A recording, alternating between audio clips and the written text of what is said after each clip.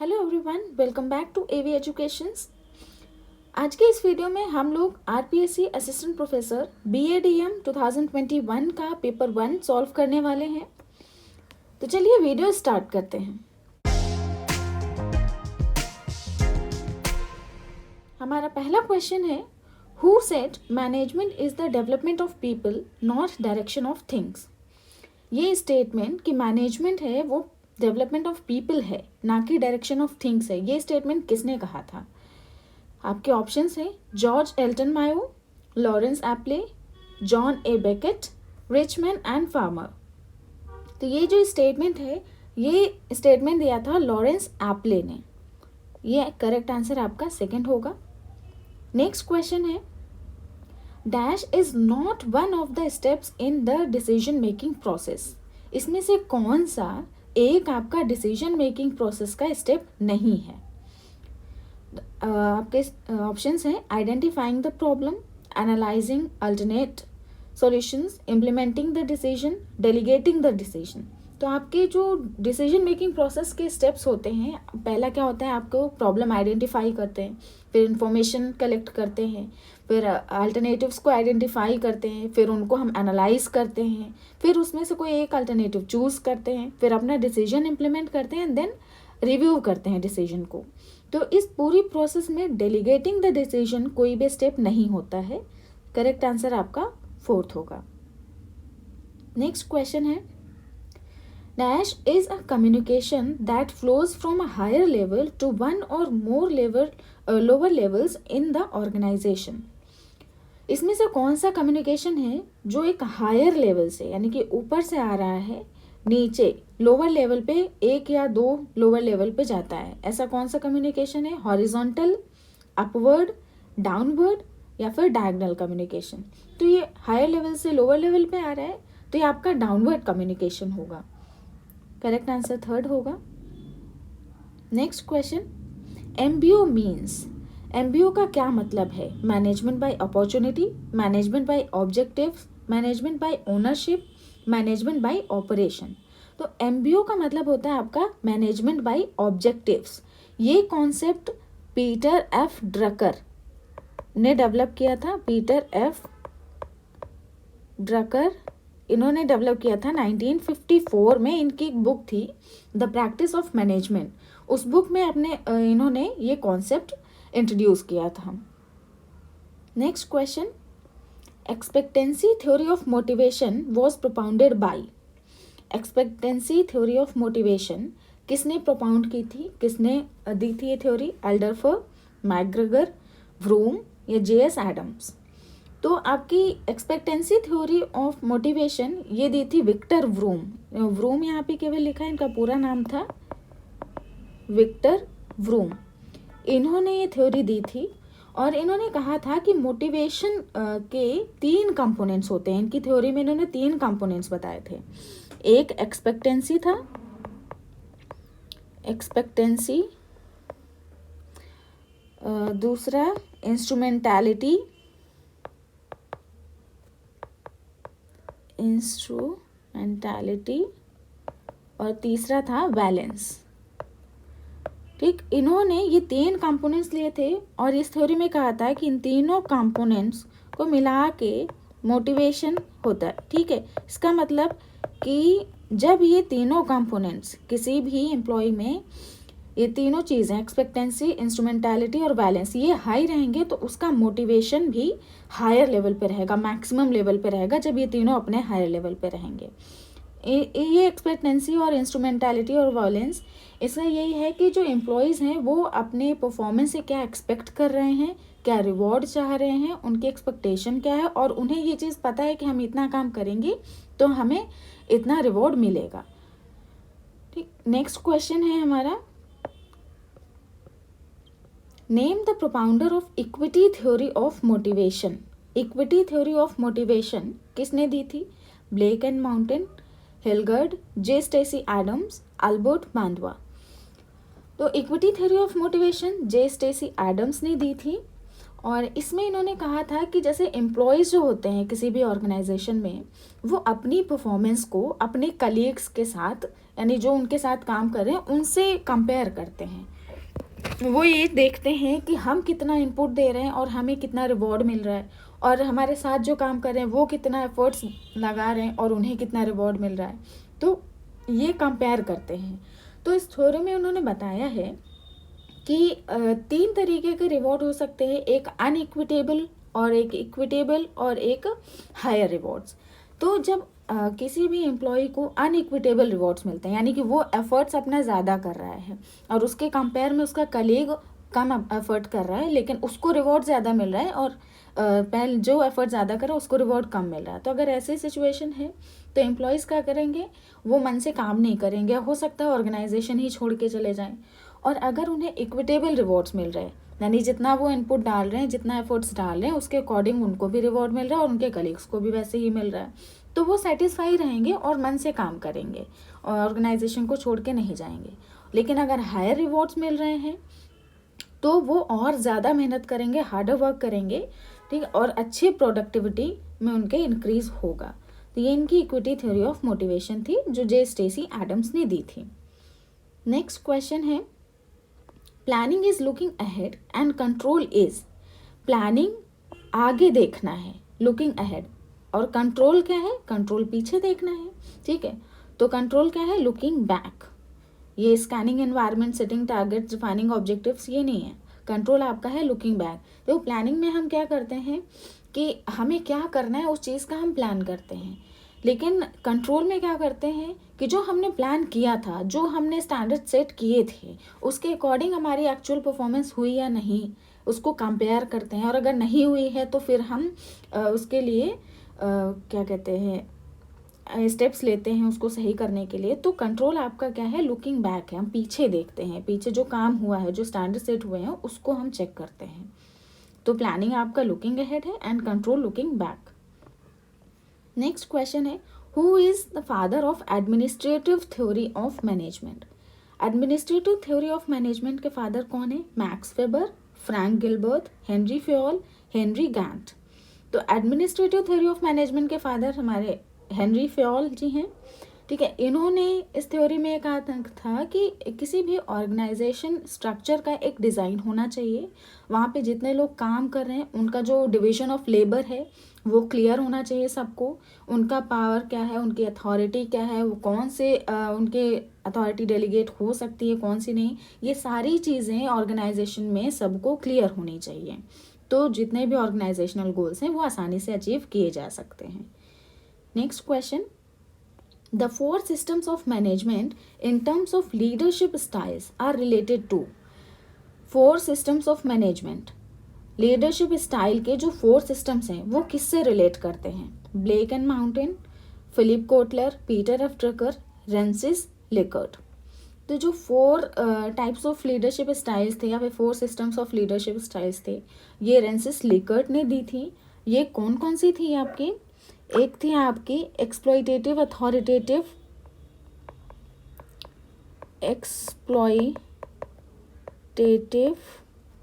Authoritative,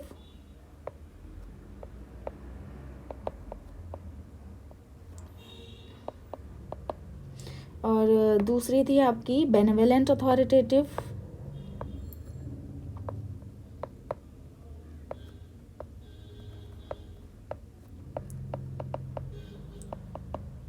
तीसरी थी आपकी consultative,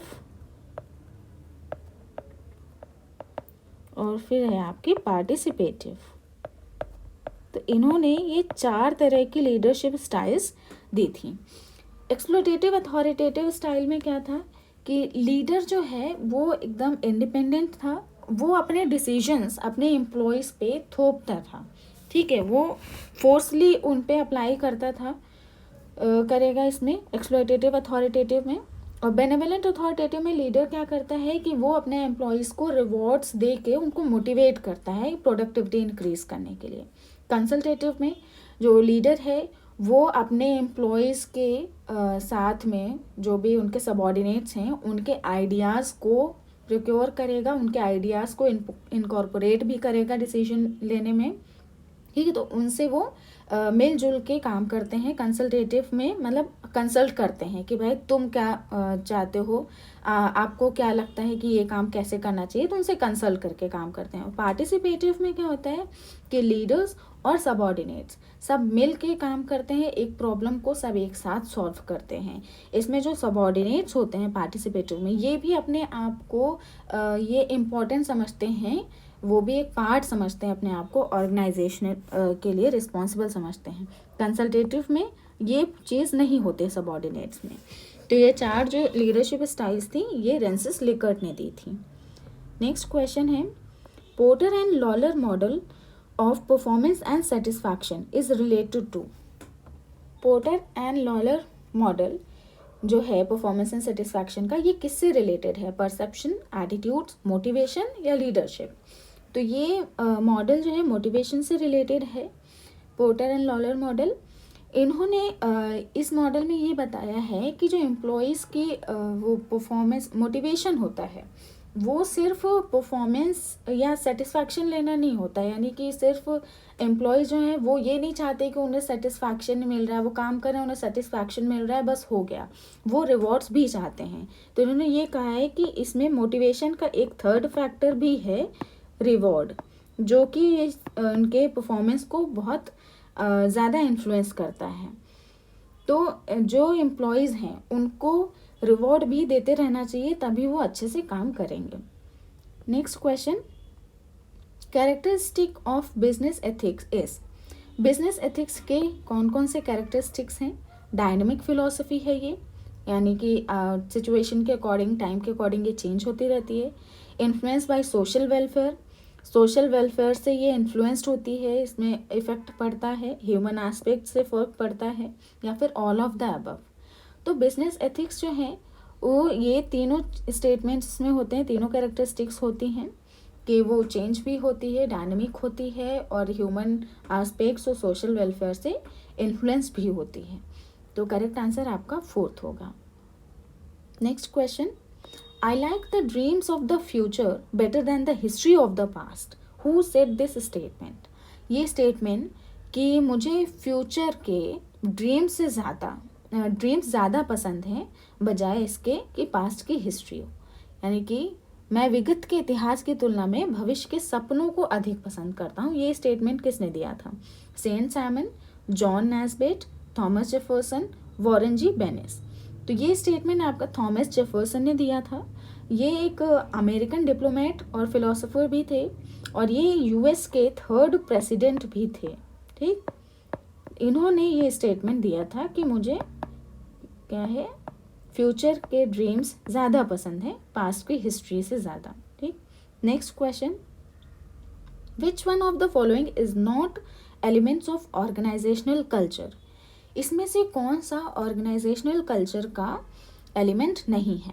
strategy, artefacts, values, assumptions. तो आपके ये जो तीनों हैं ये तीनों ही आपके ऑर्गेनाइजेशनल कल्चर के एलिमेंट होते हैं, लेकिन स्ट्रैटेजी कोई ऑर्गेनाइजेशनल कल्चर का एलिमेंट नहीं होता है। करेक्ट आंसर 1st होगा आपका। Next question, Q theory of management is related to. Q theory of management किससे रिलेटेड है? Cultural environment, political environment, economical environment या बिजनेस इन्वायरमेंट? तो देखिए, क्यू थ्योरी ऑफ मैनेजमेंट, इसके लिए काफ़ी रिसर्च की मैंने, लेकिन कहीं मुझे इसका करेक्ट आंसर एग्जैक्ट नहीं मिला। क्यू मैथडोलॉजी है एक, हम उसको रिलेट कर सकते हैं इससे। उसमें ये होता है क्या है कि अगर हमें लोगों के पर्सपेक्टिव को स्टडी करना है, उसको एनालाइज करना है, समझना है, तो हमें उनके कल्चरल बैकग्राउंड से को भी समझना पड़ता है। तो इसको हम कल्चरल इन्वायरमेंट से रिलेट कर सकते हैं। हालांकि आंसर की में भी आपका 1st आंसर ही दिया गया है, लेकिन Q theory of management exactly कहीं नहीं मिला है। अगर आपको ऐसा कहीं मिलता है तो हमें कमेंट में ज़रूर बताइएगा। बढ़ते हैं नेक्स्ट क्वेश्चन की तरफ। Which of the following is not considered as a leadership style? इसमें से कौन सा लीडरशिप स्टाइल नहीं है? Free rein leadership style, society oriented leadership style, democratic leadership style, autocratic leadership style? तो लीडरशिप स्टाइल्स हम सबने पढ़ी है, फ्री रेन होती है, डेमोक्रेटिक होती है, ऑटोक्रेटिक होती है, लेकिन सोसाइटी ओरिएंटेड लीडरशिप स्टाइल कोई नहीं होती है। तो इसलिए करेक्ट आंसर आपका सेकेंड होगा। Next question, total quality management focus on. Total quality management किस चीज़ पे फोकस करता है? Consumer satisfaction, work decentralisation, profit decentralisation या फिर ग्रुप रिलेशंस। तो टोटल क्वालिटी मैनेजमेंट जो है वो कंज्यूमर सेटिस्फैक्शन पे फोकस करता है कि कंज्यूमर सेटिस्फाई हूँ, इसलिए वो अपने पूरा क्वालिटी मैनेजमेंट करते हैं। करेक्ट आंसर आपका फर्स्ट होगा। Next question, total quality management launched firstly in which country? Total quality management सबसे पहले किस कंट्री में लॉन्च किया गया था? USA, India, China, Japan. तो ये सबसे पहले जापान में लॉन्च किया गया था और इन्हें इस टर्म को, टोटल क्वालिटी मैनेजमेंट के कॉन्सेप्ट को इन्वेंट करने वाले थे वॉल्टर ए शिवर्ट। वॉल्टर ए शिवर्ट, इन्होंने इस कॉन्सेप्ट को इन्वेंट किया था और सबसे पहले ये जापान में अप्लाई किया गया था। Next question, interpersonal conflict occurs in one of the following form. Interpersonal conflict यानी दो लोगों के बीच में कॉन्फ्लिक्ट हो रहा है, तो ये किस टाइप का कॉन्फ्लिक्ट होगा? Goal conflict, vertical conflict, role conflict, long conflict. तो दो लोगों के बीच हो रहा है यानी कि आपका सुपीरियर और सबऑर्डिनेट्स के बीच में हो रहा होगा, ठीक है, तो ये आपका वर्टिकल कॉन्फ्लिक्ट का एक टाइप होता है।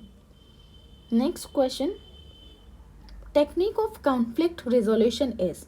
अगर हमें कॉन्फ्लिक्ट रिजॉल्व करना है तो इसमें से कौन सी एक टेक्निक है कॉन्फ्लिक्ट रिजोल्यूशन की?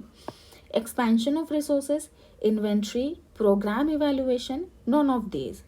कॉन्फ्लिक्ट रिजोल्यूशन की टेक्निक इन्वेंट्री कोई नहीं होती है, प्रोग्राम इवैल्यूएशन नहीं होता है।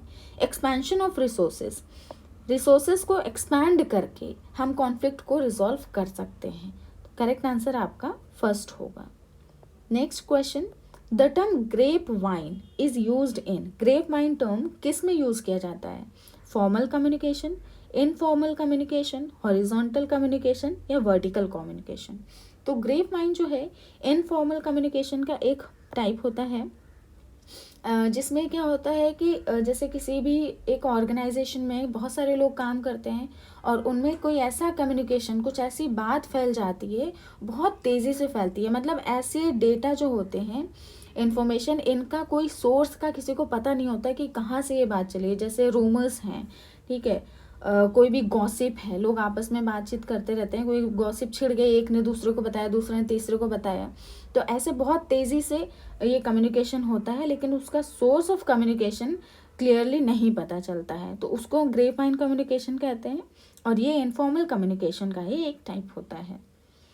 नेक्स्ट क्वेश्चन है, corporate governance deals with. Corporate governance किससे डील करती है? Society, employees, organisation, all of the above. तो कॉर्पोरेट गवर्नेंस जो है वो आपका सोसाइटी, एम्प्लॉयज़, ऑर्गेनाइजेशन सबको कंसीडर करती है, सबसे डील करती है। करेक्ट आंसर फोर्थ होगा। नेक्स्ट क्वेश्चन है, in components of management information system is not include. यानी मैनेजमेंट इंफॉर्मेशन सिस्टम के कंपोनेंट्स में इसमें से कौन सा इंक्लूड नहीं होता है? Levels of management, information system, job training. तो मैनेजमेंट इंफॉर्मेशन सिस्टम में लेवल्स ऑफ मैनेजमेंट होता है एक कंपोनेंट, इंफॉर्मेशन होता है, सिस्टम होता है, लेकिन जॉब ट्रेनिंग कोई भी MIS का कंपोनेंट नहीं होता है। करेक्ट आंसर आपका फोर्थ होगा। नेक्स्ट क्वेश्चन है, the committee name on corporate governance which was appointed by SEBI on May 7th, 1999 is। SEBI ने 7 मई 1999 को कॉर्पोरेट गवर्नेंस पे एक कमेटी बनाई थी, उसका क्या नाम था? नारायण मूर्ति कमेटी, कैडबरीज कमेटी, नरेश चंद्र कमेटी, कुमार मंगलम बिरला कमेटी। तो जो सेबी ने कॉर्पोरेट गवर्नेंस पे कमेटी बनाई थी वो थी आपकी Kumar Mangalam Birla committee. Next question, collective information in management information system retrieved.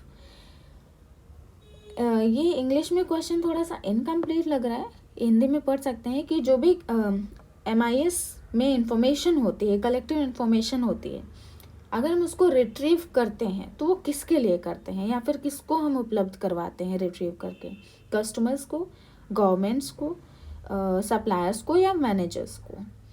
तो ये जो रिट्रीव होके इन्फॉर्मेशन जाती है मैनेजर्स के लिए रिट्रीव करी जाती है, तो करेक्ट आंसर आपका 4th होगा.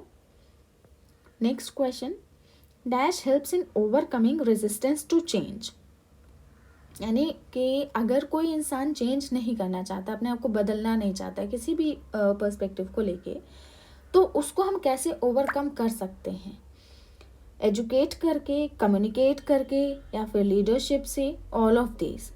तो रेजिस्टेंस टू चेंज यानी कि वो बदलने को मना कर रहा है, रेजिस्ट कर रहा है, एकदम वो चेंज नहीं होना चाहता, तो हम अगर उसको एजुकेट करेंगे, कम्युनिकेट करेंगे, उससे सही से बात करेंगे, उसे लीडरशिप से समझाएंगे, तो वो ओवरकम कर जाएगा, चेंज कर जाएगा. तो करेक्ट आंसर आपका इसमें ऑल ऑफ दीज होगा कि हम हर तरीके से उसके जो रेजिस्टेंस टू चेंज है उसको हम ओवरकम कर सकते हैं. Next question, the concept of management by objective was introduced by. ये देखिए पहले ही बता चुके, MBO का कॉन्सेप्ट किसने इंट्रोड्यूस किया था? पीटर एफ ड्रकर ने किया था 1954 में. Next question, management of social responsibilities is. Social responsibilities का जो मैनेजमेंट होता है वो कैसा होता है? मतलब कितने डायमेंशंस होता है? Single dimension, equal dimension, long dimension या फिर मल्टीपल डायमेंशन? तो सोशल रिस्पॉन्सिबिलिटीज जो होती हैं वो आपको सबका देखना पड़ता है, एम्प्लॉयज़ का, ऑर्गेनाइजेशन का, सोसाइटी का, गवर्नमेंट का. तो ये मल्टी डायमेंशनल होता है. ठीक, करेक्ट आंसर आपका 4th होगा. Next question, meaning of conflict to all kinds of opposition और एंटागोनिस्टिक इंटरैक्शन डिफाइंड बाय. ये डेफिनेशन थी कॉन्फ्लिक्ट की, ये किसने दी थी? क्या डेफिनेशन थी कि जो हर टाइप के अपोजिशन होते हैं, विरोध होते हैं हर टाइप के, और जो एक विरोधी अंतः क्रिया यानी कि अंदर ही अंदर एक विरोध जो उत्पन्न होता है, वही आपका संघर्ष होता है, वही कॉन्फ्लिक्ट होता है. ये डेफिनेशन किसने दी थी? Francis liquor, Joseph reads, David Hampton, SP Robins. तो ये डेफिनेशन आपकी दी थी SP रॉबिन्स ने. Next question, decision making is the selection based on some criteria from 2 or more possible alternatives defined by. अब ये decision making की definition है कि decision making क्या है? जब हमारे पास 2 या 2 से ज़्यादा alternatives अवेलेबल हैं और हम उसमें से किसी एक को सेलेक्ट कर रहे हैं, यही तो decision making है. तो ये definition किसने दी थी? Koontz and Weihrich, Flippo, George R. Terry, Allen. ये डिसीजन मेकिंग की डेफिनेशन दी थी जॉर्ज R. टेरी ने. नेक्स्ट क्वेश्चन है, organisational behaviour investigates. Organisational behaviour जो है वो इन्वेस्टिगेट करता है, किस चीज़ को करते हैं? Only individuals, groups and structures, only groups, या फिर बोथ 1 and 2 अबव. तो जो ऑर्गेनाइजेशनल बिहेवियर है ये इंडिविजुअल्स और ग्रुप स्ट्रक्चर्स दोनों को ही इवेलुएट करता है. करेक्ट आंसर आपका 4th होगा, बोथ 1 and 2. हमारा क्वेश्चन है, cognitive dissonance theory proposed by. Cognitive dissonance theory किसने प्रपोज की थी, यानी कि किसने दी थी? Robert L. Katz, Francis Likert, Elton Mayo, Leon Festinger.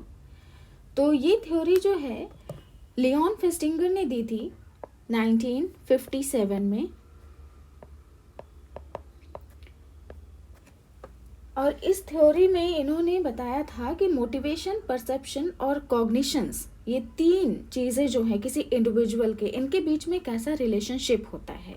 तो कॉग्निटिव डिसोनेंस थ्योरी में ये चीज़ कही गई है कि जैसे एक इंडिविजुअल है, उसके कुछ बिलीव्स होते हैं, ठीक है, तो वो उसके बिलीव्स और उसके एक्शन में जो कॉन्फ्लिक्ट होता है उसकी वजह से अनकम्फर्ट क्रिएट होता है. तो लोग क्या करते हैं, अपने कॉन्फ्लिक्ट को कम करने की कोशिश करते हैं, रिड्यूस करने की कोशिश करते हैं, ख़त्म करते हैं. ठीक है, तो उसके लिए वो 2 तरीके अपना सकते हैं, या तो वो अपना एक्शन चेंज कर दें या फिर वो अपना बिलीफ चेंज कर दें. या फिर उस सिचुएशन को अवॉइड करते हैं। तो ये इनकी थी कॉग्निटिव डिसोनेंस थ्योरी कि जब किसी इंडिविजुअल के कॉन्फ्लिक्ट होता है, इंटरनल माइंड में कुछ क्लैश आते हैं माइंड में, तो वो उसको अपने अनकम्फर्ट क्रिएट करता है। तो अपने आप को कंफर्ट करने के लिए वो जो भी तरीके अपनाता है ताकि वो अपने कंसिस्टेंट अपने एक्शंस को और अपने बिलीव्स को कंसिस्टेंट बना सके। ठीक है, तो ये थ्योरी लियोन फेस्टिंगर ने 1957 में दी थी। Next question, the sum total of ways in which an individual reacts and interacts with others is called. यानी कि जब कोई एक इंडिविजुअल है किसी दूसरे से किस तरीके से वो बात कर रहा है, किस तरीके से इंटरैक्ट कर रहा है, रिएक्ट कर रहा है, तो ये तरीके होते हैं, उसको कंबाइनली क्या कहते हैं? लर्निंग, पर्सनालिटी, वैल्यूज या परसेप्शन। तो ये होता है आपका पर्सनालिटी। हर एक इंसान की पर्सनालिटी अलग होती है, लोगों से बात करने का, रिएक्ट करने का तरीका अलग होता है। तो उन्हीं तरीकों को हम क्या कहते हैं कि वो इंसान की पर्सनालिटी ही ऐसी है। Next question, from the following not included in theories of personality are. यानी थ्योरीज ऑफ पर्सनालिटी में इनमें से कौन सी चीज़ें हैं जो इंक्लूड नहीं होती? Decision theory, psycho analytic theory, trait theory, self theory. तो इसमें जो आपका है पर्सनालिटी थ्योरीज में साइको एनालिटिक थ्योरी है, ट्रेट थ्योरी है, सेल्फ थ्योरी है। डिसीजन थ्योरी कोई भी पर्सनालिटी की थ्योरी नहीं है। करेक्ट आंसर आपका फर्स्ट होगा। Next question, self concept of personality is. Self concept जो है पर्सनालिटी का वो क्या है? टूवर्ड्स इंडस्ट्री अंडरस्टैंड, यानी कि आपको इंडस्ट्री को समझने की समझ जो है इंडस्ट्री के प्रति। टूवर्ड्स सेल्फ अंडरस्टैंड, अपने आप को समझने की। टूवर्ड्स गवर्नमेंट अंडरस्टैंड, या फिर सरकार को समझने के लिए। टूवर्ड्स फर्म अंडरस्टैंड, या फिर फर्म को समझने के लिए है। तो सेल्फ कॉन्सेप्ट है, तो सेल्फ कॉन्सेप्ट वर्ड से ही क्लियर है कि अपने आप को समझने, जो अपने लिए समझ होती है कि हम अपने आप को कितना जानते हैं, वो सेल्फ कॉन्सेप्ट है। तो towards self understand second answer होगा। Next question, managerial philosophy and approach of Japanese industries is based on the theory. Japanese industry की जो मैनेजरियल फिलॉसफी और अप्रोच है वो किस थ्योरी पे बेस्ड है? X theory, Y theory, Z theory, M theory. तो जापानीज की जो अप्रोच है वो जेड थ्योरी पे बेस्ड है। जेड थ्योरी जो है आपकी 1981 में एक बुक थी थ्योरी जेड, जो विलियम आउची ने दी थी। जेड थ्योरी विलियम आउची इन्होंने दी थी 1981 में। इनकी एक बुक थी theory Z, how American business can meet the Japanese challenge. तो उनकी इस थ्योरी पे बेस्ड है जापानीज इंडस्ट्री की फिलॉसफी। और इसमें क्या कहा था इन्होंने, ये थ्योरी क्या कहती है कि जो आपके ऑर्गेनाइजेशन के एम्प्लॉयज़ हैं उनको हम परमानेंट अगर जॉब दें, यानी कि लाइफ टाइम की सिक्योरिटी दें, तो उनकी लॉयल्टी हमारे लिए बनी रहेगी, प्रोडक्टिविटी भी इंक्रीज होगी। तो इसलिए उन्होंने कहा था कि अपने एम्प्लॉयज़ को सिर्फ ऑन द जॉब ही उनके वेलबींग का ध्यान ना रखो, ऑफ द जॉब भी रखना चाहिए, यानी कि उनकी पर्सनल लाइफ का भी ध्यान रखना चाहिए। नेक्स्ट क्वेश्चन है, personality job fit theory given bye. Personality job fit theory किसने दी थी? Abraham Maslow, John Holland, vroom या फिर ह्यूगो मुंस्टरबर्ग। तो आपकी ये जो personality fit theory, job fit theory, ये जॉन हॉलैंड ने दी थी। और इसमें यह कहा गया था कि देखिए हर एक इंडिविजुअल के अपने अपनी क्वालिफिकेशंस होती हैं, अपने अपने स्किल्स होती हैं, उनका काम करने का तरीका अलग होता है। हर एक इंडिविजुअल हर एस्पेक्ट में कहीं ना कहीं अलग होता है। तो जो ऑर्गेनाइजेशन है उनको ऐसे इंसान को सेलेक्ट करना चाहिए जो उनके जो वर्क रिलेटेड कैरेक्टरिस्टिक्स हैं उनमें एकदम फिट बैठता है। इसीलिए कहा गया ना, तो उसकी इंडिविजुअल की पर्सनालिटी और जॉब की कैरेक्टरिस्टिक ये दोनों मैच करनी चाहिए। अगर ऐसे लोगों को हम काम पे रखते हैं जो उनके स्किल्स, उनके पर्सनालिटी से मैच करता है जॉब, तो वो ज़्यादा अच्छे से परफॉर्म कर पाएंगे। Next question, self fulfilling prophecy also known as. Self fulfilling prophecy, इसको और क्या कहा जाता है? Pygmalion effect, contrast effect, projection, halo effect. तो आपका जो सेल्फ फुलफिलिंग प्रोफेसी है, ये इसको हम पिग्मेलियन इफेक्ट भी कहते हैं, इसलिए करेक्ट आंसर आपका फर्स्ट होगा। Next question, motivation hygiene theory given by. Motivation hygiene theory किसने दी थी? Douglas McGregor, Edgar Schein, Frederick Herzberg या फिर मायर्स। तो motivation hygiene theory Frederick Herzberg ने दी थी। इसको हम 2 फैक्टर्स थ्योरी भी बोलते हैं। इसमें इन्होंने 2 फैक्टर्स लिए थे, एक हाइजीन फैक्टर्स और एक मोटिवेटर्स। तो इन्होंने कहा था कि जो दोनों फैक्टर्स हैं उनकी एग्जिस्टेंस उनकी परफॉर्मेंस को, उनके सेटिस्फैक्शन को अलग अलग तरीके से इफेक्ट करेगी।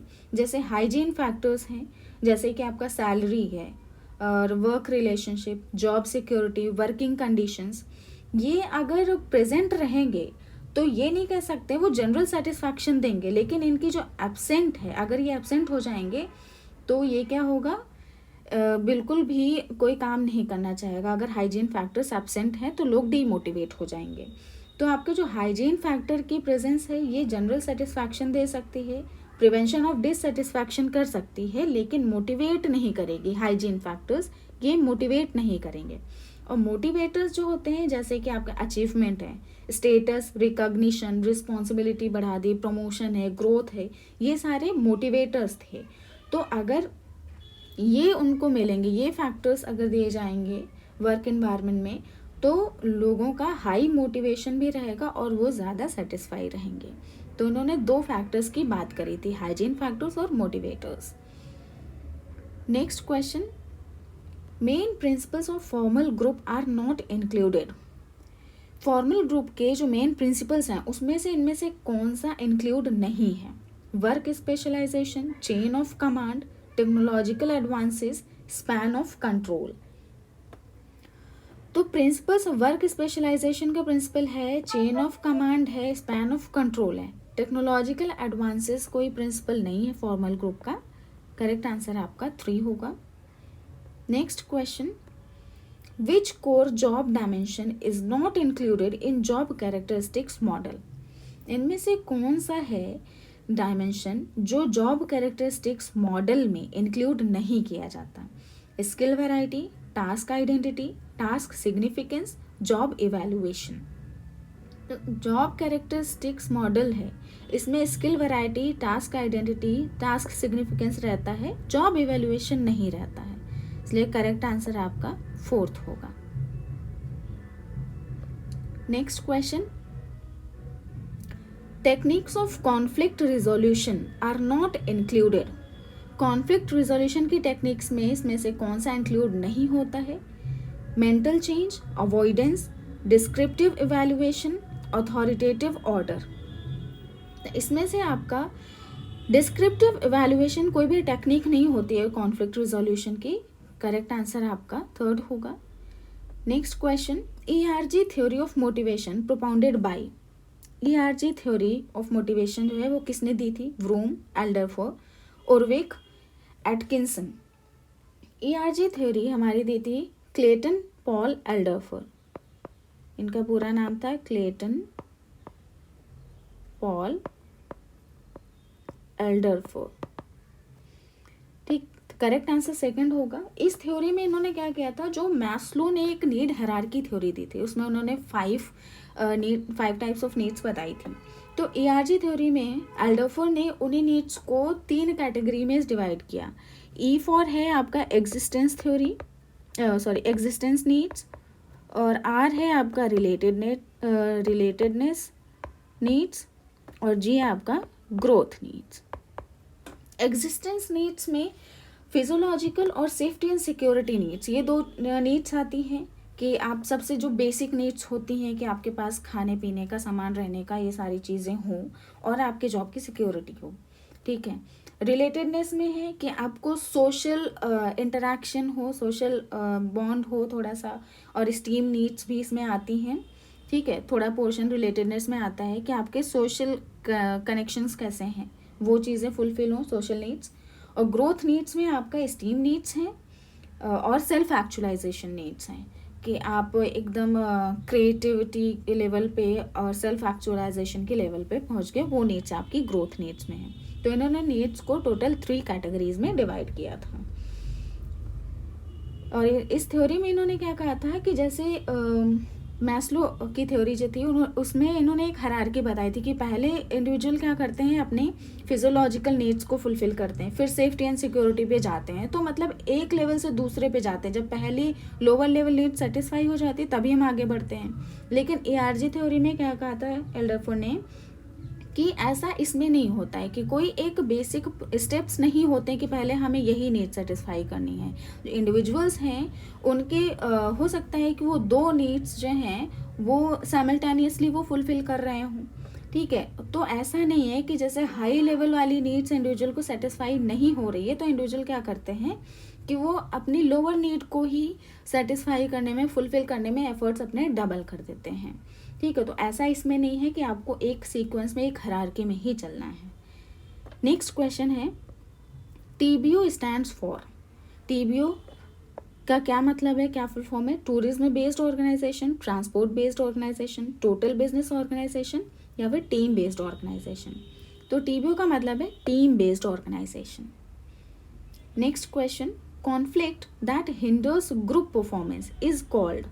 यानी ऐसा कॉन्फ्लिक्ट जिससे ग्रुप परफॉर्मेंस खराब हो जाए, हिंडर हो जाए या फिर क्या कहते हैं डिस्टर्ब हो जाए, तो उसको क्या कहते हैं? Functional conflict, dysfunctional conflict, task conflict, process conflict. तो जिस कॉन्फ्लिक्ट से ग्रुप परफॉर्मेंस खराब होती है वो होता है आपका डिसफंक्शनल कॉन्फ्लिक्ट। डिसफंक्शनल में जैसे कि किसी का लड़ाई झगड़ा हो गया, बहुत गुस्से वाला हो गया, तो वो आपके इसमें आता है डिसफंक्शनल कॉन्फ्लिक्ट में। नेक्स्ट क्वेश्चन है, stress can be described. Stress को और क्या कहा जा सकता है? Physical tension, excitement, anxiety, all of these. तो स्ट्रेस में आपका ये सारी चीज़ें आ जाती है, फिजिकल टेंशन भी आती है, एंग्जाइटी, एक्साइटमेंट। तो आंसर आपका ऑल ऑफ दीज होगा। Next question, the process that adapts employees to the organisation's culture is called. यानी कि वो प्रोसेस जिसमें एम्प्लॉयज़ अपने आप को ऑर्गेनाइजेशनल कल्चर के लिए अडाप्ट कर लेते हैं, उसको क्या कहते हैं? डिसेंट्रलाइजेशन, सोशलाइजेशन, इनफॉर्मलाइजेशन या फिर ओरिएंटेशन। यहाँ पे कंफ्यूज मत होइएगा, बहुत सारे लोग फर्स्ट इंस्टेंस पे ओरिएंटेशन बोल देंगे। ओरिएंटेशन में क्या होता है, एम्प्लॉयज़ जब पहली बार ज्वाइन करते तो उनको उस कल्चर के बारे में बताया जाता है, वर्क एनवायरनमेंट के बारे में बताया जाता है, ठीक है, इंट्रोड्यूस करवाया जाता है। लेकिन यहाँ पे क्या पूछ रहा है कि एम्प्लॉयज़ अपने आप को अडेप्ट कर रहा है ऑर्गेनाइजेशनल कल्चर के लिए, तो वो होगा सोशलाइजेशन।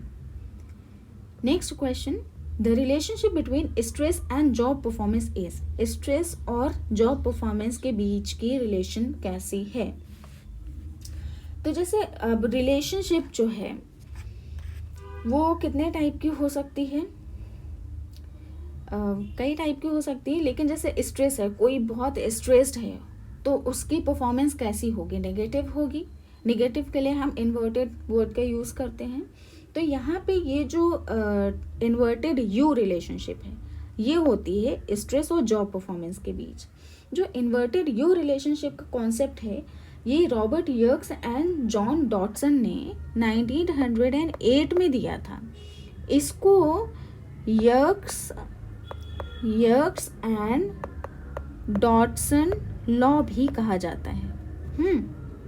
तो इन्वर्टेड रिलेशनशिप है, इसमें उन्होंने कहा था कि जैसे जो एम्प्लॉयज़ होते हैं उनके ऊपर जब प्रेशर रहता है तो वो ज़्यादा अच्छे से परफॉर्म करते हैं, ये है, ठीक है। लेकिन ये है कि एक उस प्रेशर को हम एक लेवल तक ही बढ़ा सकते हैं, यानी जितना ज़्यादा प्रेशर रहेगा उतनी अच्छी परफॉर्मेंस रहेगी।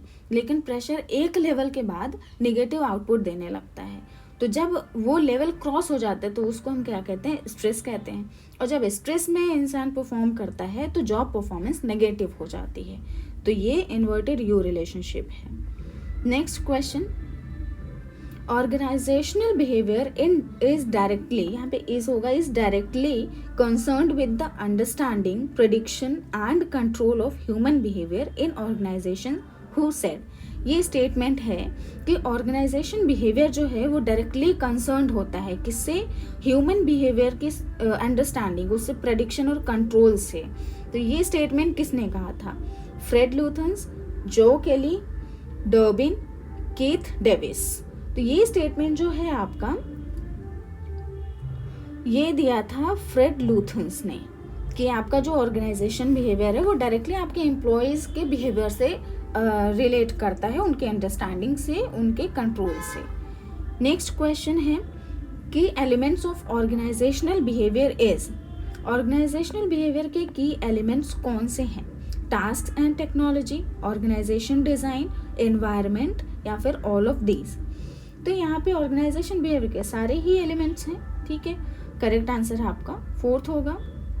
नेक्स्ट क्वेश्चन है last step of the process of organisational behaviour is, organisational behaviour की प्रोसेस का लास्ट स्टेप कौन सा होता है? Learning, organisational effectiveness, feedback, prediction of behaviour.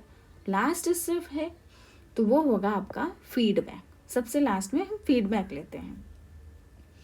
Next question, from the following not included in attitude, इनमें से कौन सा एटीट्यूड में इंक्लूड नहीं किया जाता? माइंडसेट, टेंडेंसी टू रिस्पॉन्ड, यानी कि लोगों का माइंडसेट कैसा है और रिस्पॉन्स करने की क्या टेंडेंसी है, डिटर्मिनेशन ऑफ डेविएशन, यानी कि आप डेविएशन को डिटरमाइन करेंगे, डिस्पोजिशन ऑफ एक्ट या फिर किसी एक्ट के लिए आपका झुकाव।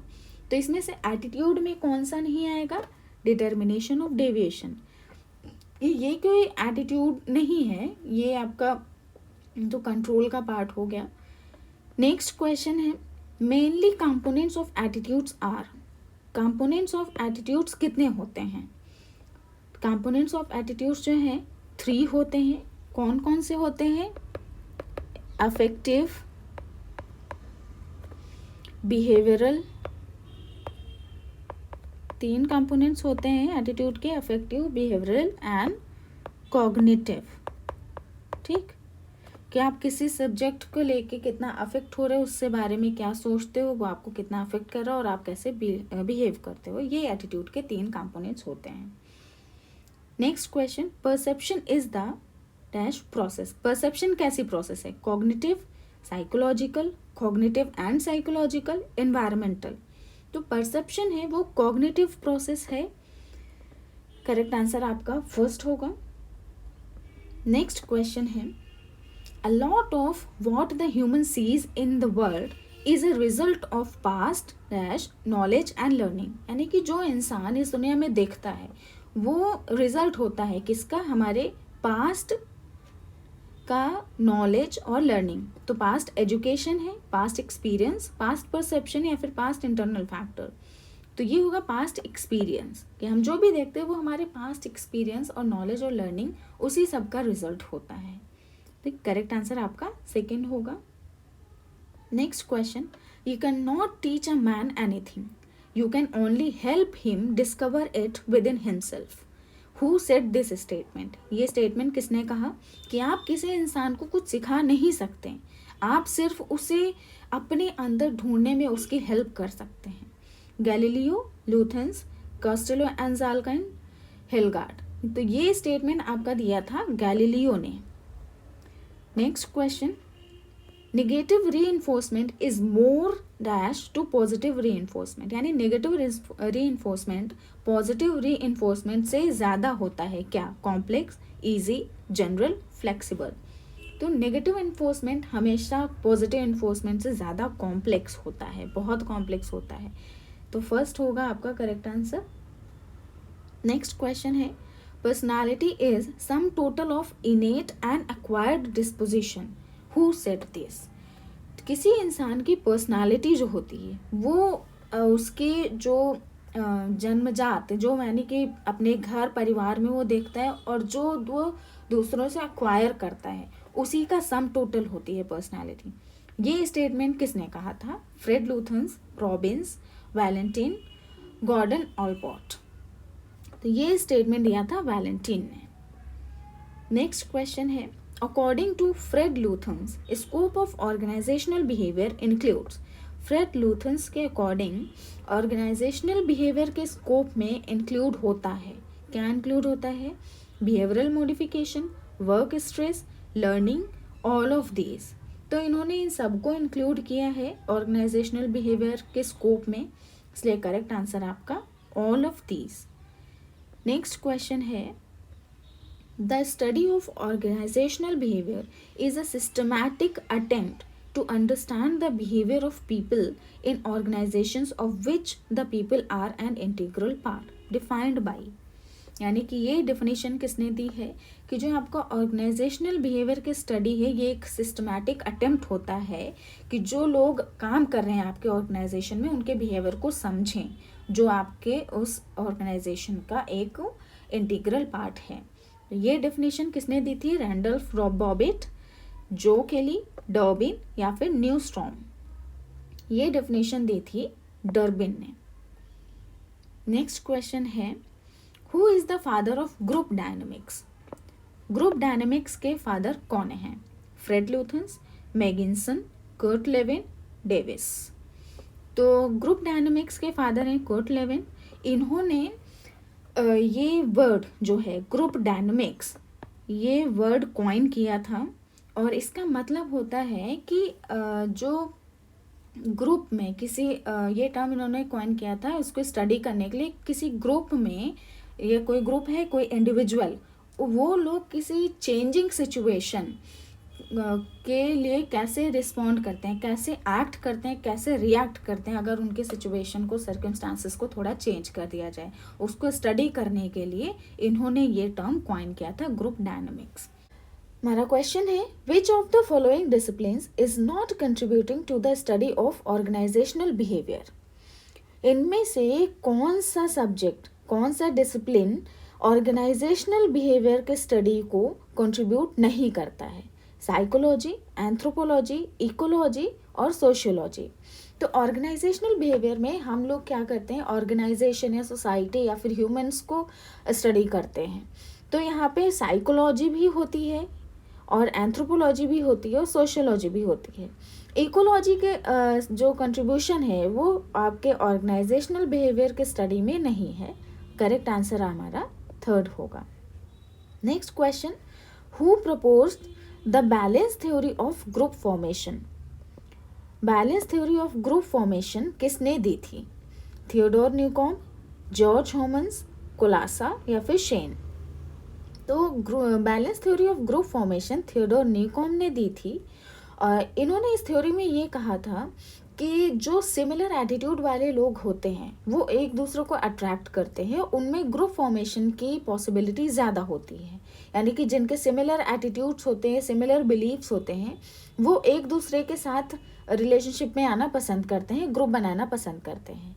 और जब भी उनका ये सिमिलैरिटी कॉन्फ्लिक्ट में आती है तो वो या तो उस सिमिलैरिटी को क्या कहते हैं, फिर से वो करने की कोशिश करते हैं, फिर से पाने की कोशिश करते हैं, और अगर वो नहीं हो पा रहा है उनसे तो वो ग्रुप को छोड़ देते हैं। ठीक, तो ये थ्योरी थी इनकी, थियोडोर न्यूकॉम्ब की balance theory of group formation. Next question है, the conflict process usually has, conflict process में कितने स्टेजेस होती हैं? 3 स्टेजेस, 4 स्टेजेस, 5 स्टेजेस या फिर 7 स्टेजेस? कॉन्फ्लिक्ट प्रोसेस में 5 स्टेजेस होती हैं। कौन कौन सी होती हैं? पहली है आपकी potential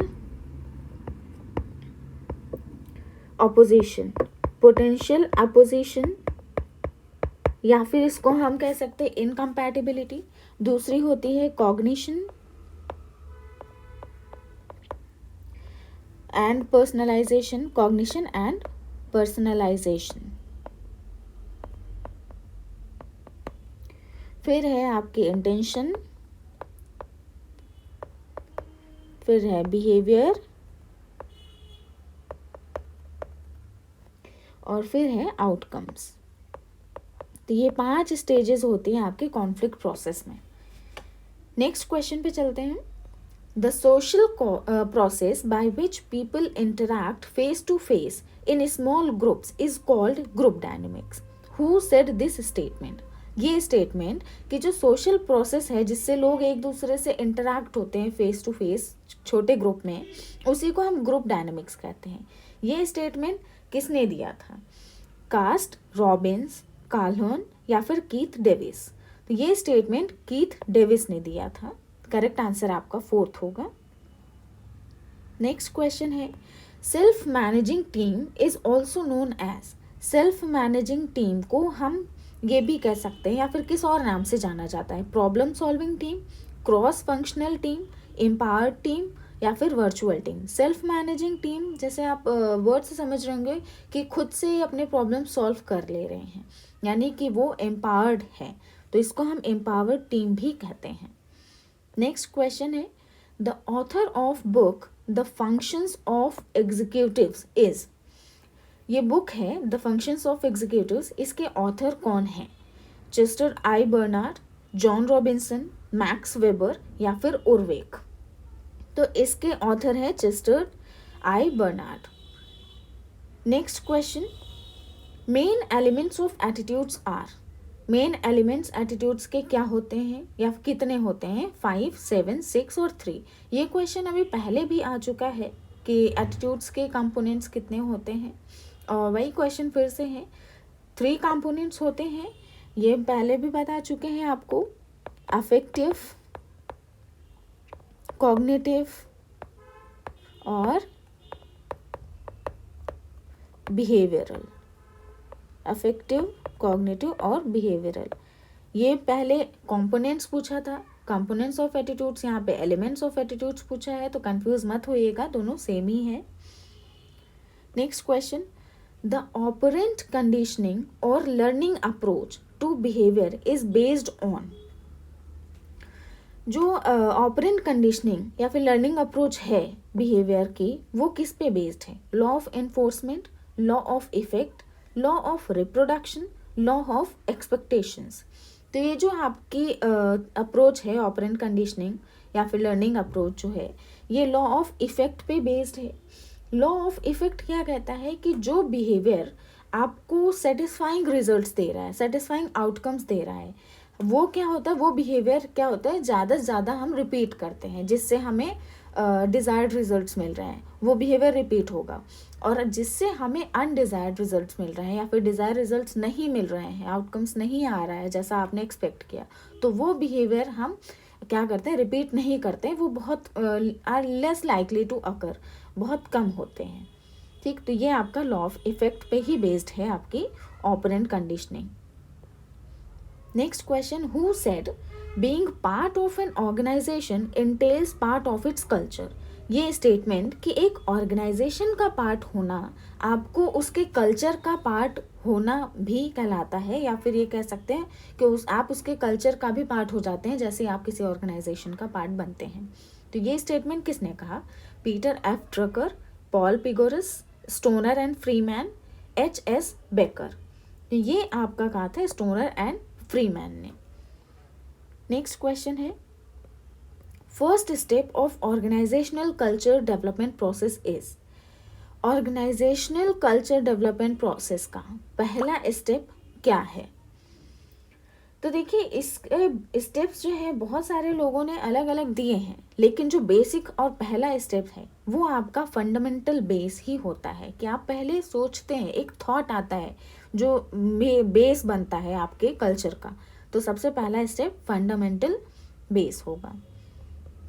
next question, the respondent conditioning theory of learning was propounded by. Respondent conditioning theory of learning ये किसने दी थी? बंजूरा, पावलोव, मास्लो, लूथर-गुलिक। तो ये थ्योरी दी थी आपकी पावलोव ने, इनका पूरा नाम था इवान पावलोव। ठीक, इन्होंने ये थ्योरी दी थी और इस थ्योरी में इन्होंने बताया था कि इंसान जो है वो अपने एनवायरमेंटल सिग्नल्स के थ्रू नॉलेज एक्वायर करता है। ठीक, इन्होंने एक पूरा एक्सपेरिमेंट किया था कि ये इनका जो था ये अभी आगे बताएंगे, ठीक है। तो इवान पावलोव ने इन्होंने ये रिस्पोंडेंट कंडीशनिंग थ्योरी दी थी कि जो आप जो नॉलेज एक्वायर करते हैं वो हमारे क्या होता है, एनवायरमेंटल सिग्नल्स के बेसिस पे ही होते हैं, उन्हीं के रिस्पॉन्स हम जैसा करते हैं उसी के थ्रू हम अपने नॉलेज को एक्वायर करते हैं। Next question, major determinants of personality are. Personality के मेजर डिटर्मिनेंट्स कौन कौन से होते हैं, या पर्सनालिटी को हम कैसे डिटरमाइन करते हैं? हेरिडिटी, जो आपको अपने फैमिली से मिलती है, ठीक है। फिजिक, आपका कैसा बॉडी स्ट्रक्चर। एनवायरमेंटल इफेक्ट्स, आपके आसपास का जो इफेक्ट होगा, ऑल ऑफ दीज। तो ये सारी ही चीज़ें हमारी पर्सनालिटी को अफेक्ट करती हैं या फिर डिटरमाइन करती हैं। Next question, psycho analytic theory of personality propounded by. Psycho analytic theory of personality किसने दी? Michael Maccoby, Carl Jung and Freud, Albert या फिर कैटल। तो ये कार्ल जंग एंड फ्रॉड ने दी थी, लेकिन स्पेलिंग यहाँ पे थोड़ा सा गलत है। कार्ल जंग ये है, और इनका जो फ्रॉड लिखा है, इनका पूरा नाम था सिगमंड फ्रॉइड, ठीक है, FREUD। इन दोनों ने ये थ्योरी दी थी, psycho analytic theory of personality. इस थ्योरी में क्या कहा था इन्होंने कि जो आपका पर्सनालिटी होता है उसके 3 लेवल्स होते हैं, conscious level, pre conscious level और अनकॉन्शियस लेवल। और जो स्ट्रक्चरल एलिमेंट्स होते हैं, यानी कि आपकी पर्सनालिटी का स्ट्रक्चर कैसा है, वो 3 तरीके पे डिपेंड करता है। एक आइडिया स्ट्रक्चर होता है, एक ईगो स्ट्रक्चर और सुपर ईगो स्ट्रक्चर। तो इन्होंने पर्सनालिटी को इम्प्रूव करने के लिए इन सब के स्टडी करी थी, इसी के बेसिस पे इन्होंने ये थ्योरी दी थी। Next question, book team player and team work is written by. ये बुक है आपके team player and team work. इस बुक को किसने लिखा? James Bockman, Peter F Drucker, Douglas Smith या फिर ग्लेन एम पार्कर। तो ये इनके राइटर थे ग्लेन एम पार्कर।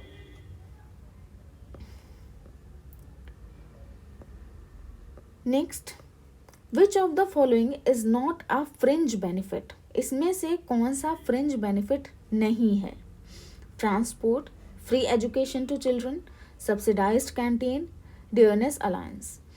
तो यहाँ पे ट्रांसपोर्ट है, फ्री एजुकेशन, सब्सिडाइज्ड कैंटीन, ये सारे आपके फ्रिंज बेनिफिट्स हैं। डीए नहीं है। देखिए, फ्रिंज बेनिफिट्स क्या होते हैं? जो आपको सैलरी के अलावा क्या कहते हैं कि आपको किसी स्पेसिफिक सर्विस करने के लिए आपको एक्स्ट्रा बेनिफिट्स प्रोवाइड किए जाते हैं, लेकिन जो डीए होता है वो सैलरी के बेस पे ही मिलता है, ठीक है। तो ये आपका फ्रिंज बेनिफिट्स में नहीं आता है। नेक्स्ट क्वेश्चन है, which of the following is not one of the ego states of transactional analysis.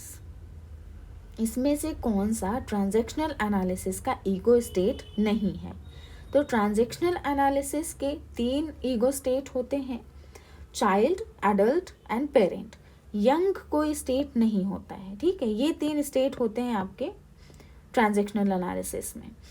और ट्रांजैक्शनल एनालिसिस जो है, इसका जो क्या कहते हैं कि किसी को पर्सनालिटी को अगर आपको समझना है, ठीक है, कि वो क्या कहना चाह रहा है, ये मोस्टली कम्युनिकेशन में यूज़ होती हैं कि वो क्या कहना चाह रहा है, वो फिर या फिर वो कैसे रिस्पॉन्स कर रहा है। अगर उसको समझना है तो सबसे पहले हमें उसकी ईगो स्टेट्स को समझना पड़ता है, ठीक है, कि वो किस ईगो स्टेट में है, वो चाइल्ड में है या एडल्ट स्टेज में है, पेरेंट स्टेज में है। तो जब हम उसकी ईगो स्टेट को समझ लेते हैं तो प्रॉब्लम आसानी से सॉल्व हो जाती है। ये ट्रांजैक्शनल एनालिसिस का कहना था। अब यहाँ नेक्स्ट क्वेश्चन है, who is the originator of transactional analysis. तो ट्रांजैक्शनल एनालिसिस जो है वो डॉक्टर एरिक बर्न ने दी थी। करेक्ट आंसर आपका सेकंड होगा। Next question, the author of book I am okay you are okay is, book है I am okay you are okay, इसके ऑथर कौन है? John Robinson, Thomas Harris, Chester Barnard या फिर ओरवेग। तो इसके ऑथर हैं आपके थॉमस हैरिस, ठीक। करेक्ट आंसर आपका सेकंड होगा। Next question, organisational behaviour is study of. Organisational behaviour में हम किसकी स्टडी करते हैं? Consumer behaviour, marketing behaviour, human behaviour या फाइनेंशियल बिहेवियर। तो ऑर्गेनाइजेशनल बिहेवियर में हम ह्यूमन बिहेवियर की स्टडी करते हैं। थर्ड आपका आंसर होगा। Human resource management is a management of. HRM किसका मैनेजमेंट है? मटेरियल, मार्केट, मैन पावर या मशीन। अब ह्यूमन रिसोर्स मैनेजमेंट है तो यहाँ पे हम ह्यूमन रिसोर्सेस का मैनेजमेंट करते हैं, तो मैन पावर आपका करेक्ट आंसर होगा। नेक्स्ट क्वेश्चन है workers participation in management object is. Management में वर्कर्स का पार्टिसिपेशन अगर करा रहे हैं उसका ऑब्जेक्टिव क्या है, उसका क्या मेन उद्देश्य होगा? Increasing productions, improving efficiency, promoting harmonious industrial relations, या फिर all of the above. Workers participation का सारा ही ये सब ऑब्जेक्टिव होता है। आंसर आपका ऑल ऑफ द अबव होगा। Next question, from the following one techniques of training is. ये सारी टेक्निक्स दी गई हैं आपको, इसमें से एक टेक्निक बतानी है जो ट्रेनिंग की टेक्निक है। Lecture technique, descriptive evaluation technique, checklist technique, rating scale technique. आपके यहाँ पे ट्रेनिंग की टेक्निक है सिर्फ लेक्चर टेक्निक है, और बाकी ये जो 3 दी गई ये आपकी असेसमेंट टेक्निक्स हैं। Next question, which activity is not related with human resource management. इसमें से कौन सी एक्टिविटी ह्यूमन रिसोर्स मैनेजमेंट से रिलेटेड नहीं है? Labour welfare, trade union activities, counselling, development of employees. देखिए लेबर वेलफेयर, काउंसलिंग और डेवलपमेंट ऑफ एम्प्लॉयज ये human resource management से रिलेटेड हैं, लेकिन ट्रेड यूनियन एक्टिविटीज ये HRM से रिलेट नहीं करते हैं। करेक्ट आंसर आपका सेकेंड होगा। Next question, human resource management is related to. यहाँ पे भी वही क्वेश्चन है कि ह्यूमन रिसोर्स मैनेजमेंट किससे रिलेटेड है? Only personal management, only human resources development, perception, both 1 and 2। तो HRM आपका पर्सनल मैनेजमेंट और HRD दोनों से रिलेट करता है। करेक्ट आंसर आपका 4th होगा। Next question, job description includes. Job description में क्या आता है? Education, job location, training, experience. Job description में जॉब लोकेशन आता है, एजुकेशन, ट्रेनिंग और एक्सपीरियंस ये आपका जॉब स्पेसिफिकेशन में आता है। ठीक है, ध्यान दीजिएगा, आपका जॉब डिस्क्रिप्शन जो होता है वो जॉब रिलेटेड इन्फॉर्मेशन होती है कि ठीक है आपको जॉब में क्या करना है, कहाँ पे करना है, आपके क्या रोल्स रहेंगे उस जॉब के लिए। लेकिन जॉब स्पेसिफिकेशन में कि आप उस जॉब को करने के लिए आपके अंदर क्या चीज़ होनी चाहिए, क्या नॉलेज होनी चाहिए, क्या एजुकेशन, क्या क्वालिफिकेशन, स्किल्स, एक्सपीरियंस, तो वो आपका जॉब स्पेसिफिकेशन में आता है। Next question, human resource management process evaluation model developed by Harvard university is. Harvard university ने एक मॉडल डेवलप किया था HRM प्रोसेस इवैल्यूएशन मॉडल। वो कौन सा मॉडल था? 4 Cs model, 6 Cs model, 4 Ts model या फिर 6 Ts मॉडल? तो ये था 4 Cs मॉडल। इसमें इन्होंने कहा था कि अगर आपको कहीं किसी भी ऑर्गेनाइजेशन का ह्यूमन रिसोर्स मैनेजमेंट को इवैल्यूएट करना है तो आप 4 Cs मॉडल को अप्लाई कर सकते हैं। ये 4 Cs कौन कौन से थे? Commitment, competence, congruence and cost effectiveness। In 4 C's को अगर आप इवेलुएट कर रहे हैं तो इससे आप ह्यूमन रिसोर्स मैनेजमेंट को अच्छे से इवेलुएट कर पाएंगे। नेक्स्ट क्वेश्चन है, realistic job preview provides. Realistic job preview में क्या प्रोवाइड किया जाता है? Only positive job related information, सिर्फ पॉजिटिव जॉब इन्फॉर्मेशन आपको प्रोवाइड की जाएगी, only negative job related information, या फिर सिर्फ नेगेटिव प्रोवाइड की जाएगी इन्फो, या फिर पार्शियल जॉब रिलेटेड इन्फॉर्मेशन यानी आपको आधी अधूरी या फिर क्या कहते हैं partial job related information provide की जाएगी, या फिर दोनों बोथ पॉजिटिव या और negative job related information provide की जाएगी। तो देखिए यहाँ पे रियलिस्टिक जॉब प्रीव्यू है, रियलिस्टिक में आपका पॉजिटिव और नेगेटिव दोनों ही आता है।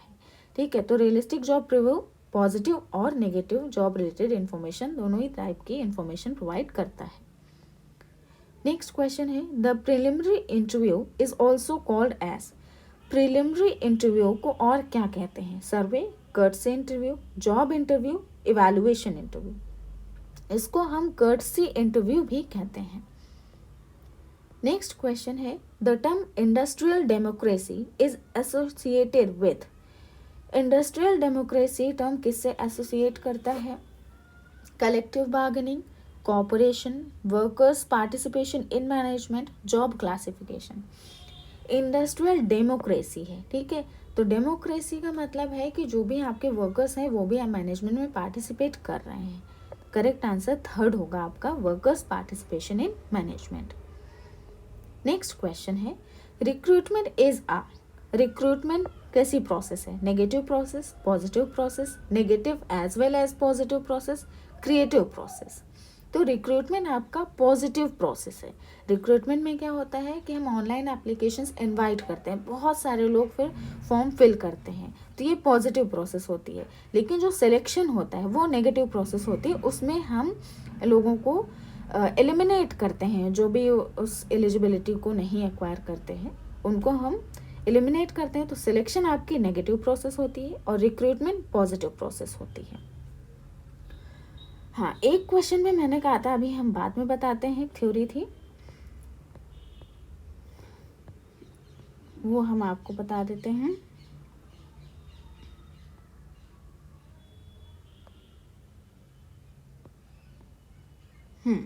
ये थी इवान पावलो की respondent conditioning theory of learning. ठीक है, इस थ्योरी में इन्होंने कहा था कि जो भी स्टिमुलस है, ठीक है, वो अपने जो एनवायरनमेंट में, जो आसपास के एनवायरनमेंट में है, उसके सिग्नल्स के थ्रू लर्न करता है। वो कैसे लर्न करता है कि इसमें इन्होंने एक एक्सपेरिमेंट किया था कि इन्होंने क्या किया, जैसे इनके पास डॉग हैं थे, ठीक है, तो इन्होंने क्या किया कि जैसे डॉग को खाना देना है। अब वैसे तो डॉग जो है वो फूड के स्मेल से ही वो सैलिवेट हो जाते हैं, ठीक है, लेकिन वो उनका स्टिमुलस था। लेकिन उन्होंने क्या किया कि खाना देने से पहले एक बेल रिंग करी, ठीक है, कि बेल रिंग करेंगे उसके बाद वो डॉग्स को फूड देंगे। तो ये जो बेल रिंग करने का कॉन्सेप्ट था कि डॉग को ये स्टिमुलस प्रोवाइड करना, एक्सटर्नल जो अनकंडीशनड स्टिमुलस था, ठीक है, ये प्रोवाइड करना कि जब बेल रिंग होगी तभी खाना मिलेगा। तो इससे क्या हुआ, डॉग ये चीज़ सीखा, लर्न किया कि जब बेल रिंग होगी तब खाना मिलेगा। तो ये इन्होंने अनकंडीशनल जो स्टिमुलस था इसको कंडीशन स्टिमुलस में कन्वर्ट कर दिया। तो यहाँ पे यही था कि आपके जो दो स्टिमुलस होते हैं, एक कंडीशनड होता है, एक अनकंडीशनड होता है। तो अनकंडीशनड स्टिमुलस के थ्रू जब उसको जब हम कन्वर्ट कर देते हैं कंडीशन में, तो उसके थ्रू हम सीखते हैं। ये थी आपकी रिस्पोंडेंट कंडीशनिंग थ्योरी कि आप कैसे रिस्पॉन्ड कर रहे हैं किसी स्टिमुलस के लिए। हमारा क्वेश्चन है human resource management does not include. Human resource management में क्या इंक्लूड नहीं होता है? तो job evaluation, performance appraisal, sales promotion, job enrichment. देखो, ह्यूमन रिसोर्स मैनेजमेंट में जॉब इवैल्यूएशन होता है, परफॉर्मेंस अप्रेजल होता है, जॉब एनरिचमेंट होता है, सेल्स प्रमोशन ये मार्केटिंग का कॉन्सेप्ट है, ये एचआरएम में नहीं इंक्लूड होता है। करेक्ट आंसर हमारा थर्ड होगा। नेक्स्ट क्वेश्चन है from the following modern method of performance appraisal is. ये मेथड दिए गए, इसमें हमें बताना है कि मॉडर्न मेथड कौन सा है परफॉर्मेंस अप्रेजल का। Graphic method, checklist method, grading method, assessment by result method. तो इसमें आपके जो फर्स्ट थ्री है, ग्राफिक, चेकलिस्ट एंड ग्रेडिंग, ये आपके ट्रेडिशनल मेथड्स हैं। असेसमेंट बाय रिजल्ट मेथड ये मॉडर्न मेथड है परफॉर्मेंस अप्रेजल का। करेक्ट आंसर आपका फोर्थ होगा। नेक्स्ट क्वेश्चन,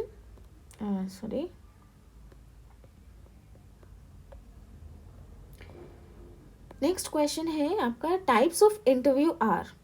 इंटरव्यू के टाइप्स कौन से हैं? Unsystematic interview, systematic interview, standardised interview, all of these. ये सारे ही हमारे इंटरव्यू के टाइप्स हैं, ऑल ऑफ दीज हो जाएगा correct answer. Next question, in which century the important and drastic changes in area of human resource management। किस century में सबसे ज़्यादा चेंज आया है एचआरएम में? 19th century, 20th century, 18th century या 16th सेंचुरी? तो सबसे ज़्यादा जो चेंज आया है, ड्रास्टिक चेंज, वो आपका 20th सेंचुरी में आया है। अराउंड 1940 से 1950 का जो डिकेड था उसमें बहुत सारे डेवलपमेंट हुए हैं एचआरएम में। जैसे कि आपके ट्रेनिंग मेथड्स हैं और सिलेक्शन के हैं और असेसमेंट मेथड्स हैं, बहुत सारे नए नए डेवलप किए गए हैं। तो उसको उस डिकेड को और 20th सेंचुरी को एक ड्रास्टिक चेंज एरा माना जाता है एचआरएम के फील्ड में। Next question, according to McFarland, forms of internal organisation of human resource management department are. McFarland के अकॉर्डिंग जो ह्यूमन रिसोर्स मैनेजमेंट डिपार्टमेंट के फॉर्म्स होते हैं कौन कौन से होते हैं, कितने टाइप के होते हैं internal organisation? Integrated department, extended department, staff coordinated department या फिर ऑल ऑफ दीज। तो इनके अकॉर्डिंग ये सारे ही आपके फॉर्म्स ऑफ इंटरनल ऑर्गेनाइजेशन हैं। करेक्ट आंसर हमारा फोर्थ होगा। Next question, book managing personnel written by, managing personnel book है वो किसने लिखी है? मिलर, डेल ऑर्डर, काल्होन या फ्लिपो? तो ये बुक काल्होन ने लिखी थी। इनके ऑथर, मैनेजिंग पर्सनल के ऑथर काल्होन है। Next question, main components of job analysis are. Job analysis के मेन कंपोनेंट्स कितने होते हैं? 4, 2, 5, 7। जॉब एनालिसिस के मेन 2 कंपोनेंट्स होते हैं। कौन कौन से हैं वो है हमारे जॉब, एक सेकेंड,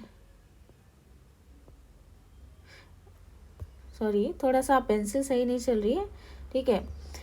जो 2 कंपोनेंट्स होते हैं आपका जॉब डिस्क्रिप्शन और जॉब स्पेसिफिकेशन होता है जॉब एनालिसिस के main components. Next question, first step of job analysis process is. Job analysis process की पहला स्टेप कौन सा है? Presentation, preparation of job description, gathering of factual material, preparation of job specification. तो job analysis process में हम सबसे पहले इंफॉर्मेशन गैदर करते हैं, ठीक है, कि हमें कौन से जॉब का एनालिसिस करना है। तो सबसे पहले फर्स्ट स्टेप होगा आपका गैदरिंग ऑफ फैक्चुअल मटेरियल होगा और उसके बाद presentation, then preparation of job description और लास्ट में होता है आपका प्रिपरेशन ऑफ जॉब स्पेसिफिकेशन, फिर रिव्यू होता है, ठीक है। तो यहाँ पे आपका करेक्ट आंसर थर्ड होगा। फर्स्ट स्टेप आपका गैदरिंग ऑफ फैक्चुअल मटेरियल होगा। Next question,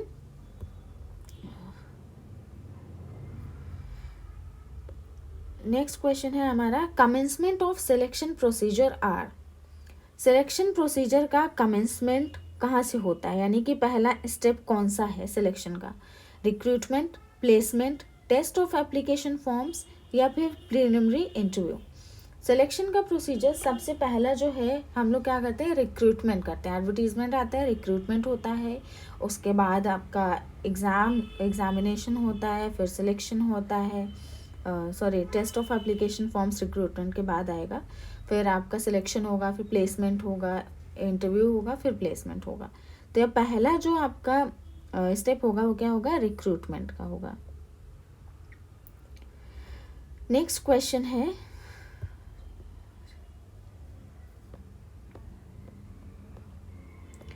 external sources resources of recruitment are not included, यानी कि आपके रिक्रूटमेंट के जो एक्सटर्नल सोर्स रिसोर्सेज होते हैं उसमें से क्या इंक्लूड नहीं है, यानी कि इसमें से कौन सा आपका इंटरनल सोर्सेज ऑफ रिक्रूटमेंट है? Educational institutions, promotion, part time employees, employment exchange. तो ये सब आपके जो है educational institution, part time employees है, एम्प्लॉयमेंट एक्सचेंज, ये सब एक्सटर्नल रिसोर्सेज हैं। Promotion with in the company होता है, एम्प्लॉयज़ को हम एक पोजीशन से हायर पोजीशन पे उनको प्रमोट करते हैं, ये इंटरनल रिसोर्स होता है रिक्रूटमेंट का। तो इसलिए करेक्ट आंसर हमारा सेकेंड होगा। नेक्स्ट क्वेश्चन है, selection policy is the part of the which company policy? Selection policy जो है वो कंपनी पॉलिसी का किस कंपनी पॉलिसी का पार्ट होती है? Employment policy, planning policy, organisation policy या strategy policy? Selection policy employment policy का पार्ट होती है, ठीक, करेक्ट आंसर फर्स्ट होगा। Next question, from the following not included in types of interview, इसमें से कौन सा इंटरव्यू का टाइप नहीं है? Discussion interview, exit interview, planned interview, system interview. तो डिस्कशन इंटरव्यू होता है, एग्जिट इंटरव्यू भी होता है, प्लान इंटरव्यू भी होता है। सिस्टम इंटरव्यू कोई टाइप नहीं होता है, सिस्टमैटिक इंटरव्यू होता है। ठीक, सिस्टम इंटरव्यू नहीं होता है, इसलिए करेक्ट आंसर हमारा 4th होगा। Next question, defects of interview includes. Interview के डिफेक्ट में क्या होता है, यानी कि इनमें से बताना है कौन सा इंटरव्यू का डिफेक्ट है। Conditioned reactions, verbal difficulties, emotional responses, all of this. Condition reaction मतलब कि जैसी कंडीशन होगी हम उस हिसाब से आंसर देते हैं। एक तरीके से होता है कि रियल नहीं होता है, ठीक है, कंडीशन पे बेस्ड होता है। वर्बल डिफिकल्टीज आ सकती है इंटरव्यू में, ये बोलने में, कम्युनिकेशन में कुछ प्रॉब्लम हो सकती है, या फिर इमोशनल होकर रिस्पॉन्स दे रहे हैं। ठीक, तो ये सारे ही इंटरव्यू के डिफेक्ट्स हैं। करेक्ट आंसर आपका ऑल ऑफ दीज होगा। Next question, strong and vocational interest and blank test related to. Strong and vocational interest and blank test किससे रिलेटेड है? Interest test, personality test, objective test या projective test. देखिए ये तो आपका नाम से समझ में आ रहा होगा कि ये इंटरेस्ट टेस्ट है एक। ये इंटरेस्ट टेस्ट दिया था ई के स्ट्रॉन्ग ने, ई के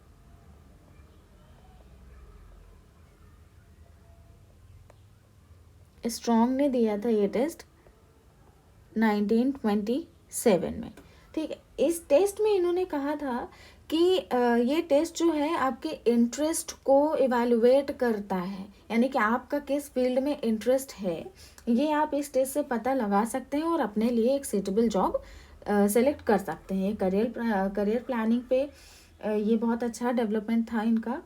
और इन्होंने 6 एरियाज़ दिए थे अपने टेस्ट को एक्सप्लोर करने के लिए, अपने इंटरेस्ट को एक्सप्लोर करने के लिए। और वो 6 एरियाज थे आपका, realistic, artistic, investigative, social, enterprising and conventional. In areas के बेसिस पे आपको ये करना था कि आपको कौन से एरिया में जाना है। आप अपना इंटरेस्ट इससे आइडेंटिफाई कर सकते हैं और उस हिसाब से अपने लिए जॉब सेलेक्ट कर सकते हैं। तो ये इंटरेस्ट टेस्ट था आपका, strong and vocational interest in blank test. Next question है, एम्प्लॉयज, एक second, employees appointed by authority from existing job to lower job is called. यानी कि अगर अथॉरिटी ने या मैनेजमेंट ने एक एम्प्लॉय को हायर लेवल जॉब से लोअर लेवल जॉब पे भेजा है, ठीक है, तो इसको क्या कहते हैं? डिमोशन, प्रमोशन, ट्रांसफ़र या इंडक्शन। तो ये होता है आपका डिमोशन। ठीक है, जब हायर लेवल से लोअर लेवल पे ट्रांसफ़र करते हैं तो वो डिमोशन होता है, लोअर लेवल से हायर लेवल पे करते हैं तो प्रमोशन होता है।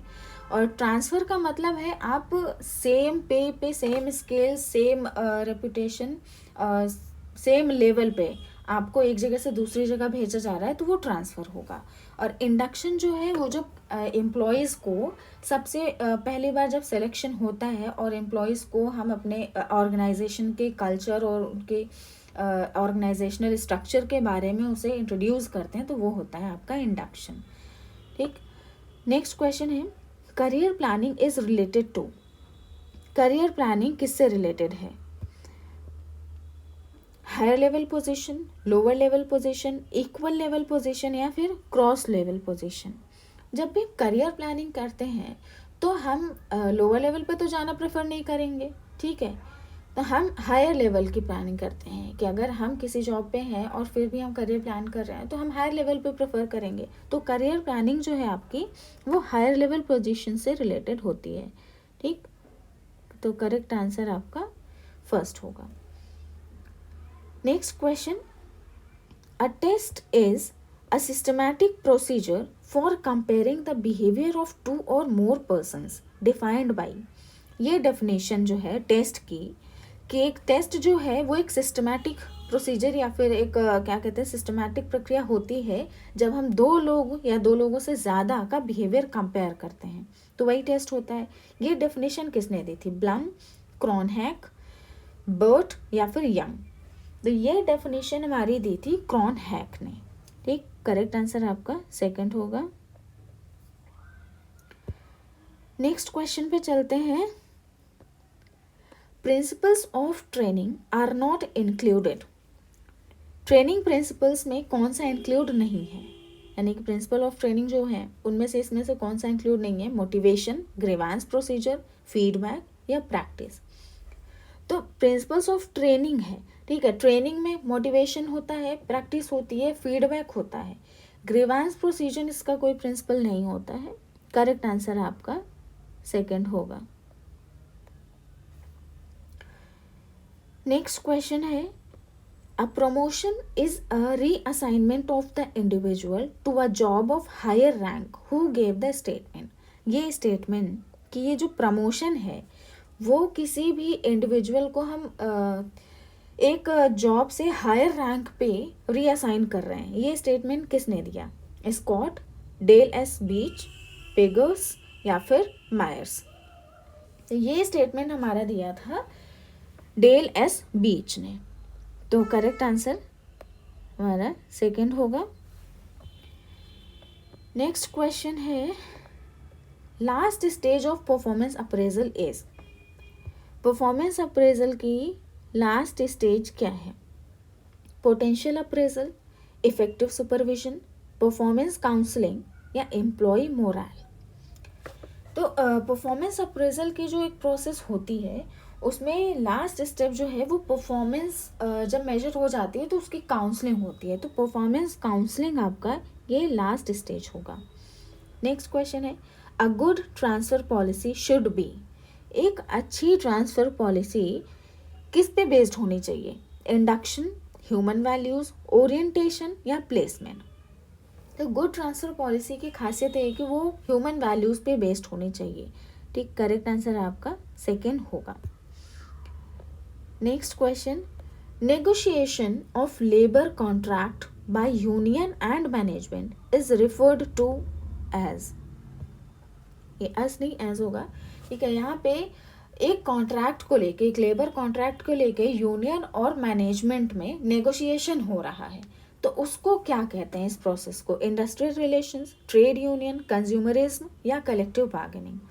तो ये है हमारा कलेक्टिव बार्गेनिंग। इसी में आपका जो यूनियन होगा और मैनेजमेंट दोनों आपस में नेगोशिएट करते हैं किसी एक मुद्दे को लेके, ठीक है, तो उसको हम कलेक्टिव बार्गेनिंग कहते हैं। Next question, the outside third party who is brought in to settle a dispute and authority to make a decision is called. यानी कोई डिस्प्यूट हो गया है, अब उस डिस्प्यूट को सुलझाने के लिए हम थर्ड पार्टी को बुला रहे हैं, इन्वॉल्व कर रहे हैं, और उस थर्ड पार्टी को ये पावर भी दे रहे हैं कि आप डिसीजन ले सकते हैं। तो इसको, उस पर्सन को क्या कहेंगे? थर्ड पार्टी को क्या कहेंगे? गवर्नमेंट, एन आर्बिट्रेटर, यूनियन या लीगल एक्सपर्ट। तो ये थर्ड पार्टी जो होगी वो आर्बिट्रेटर होता है। आर्बिट्रेटर दो लोगों के बीच के डिस्प्यूट्स को सॉल्व करता है और डिसीजन लेता है। Next question, wage and salary administration involves.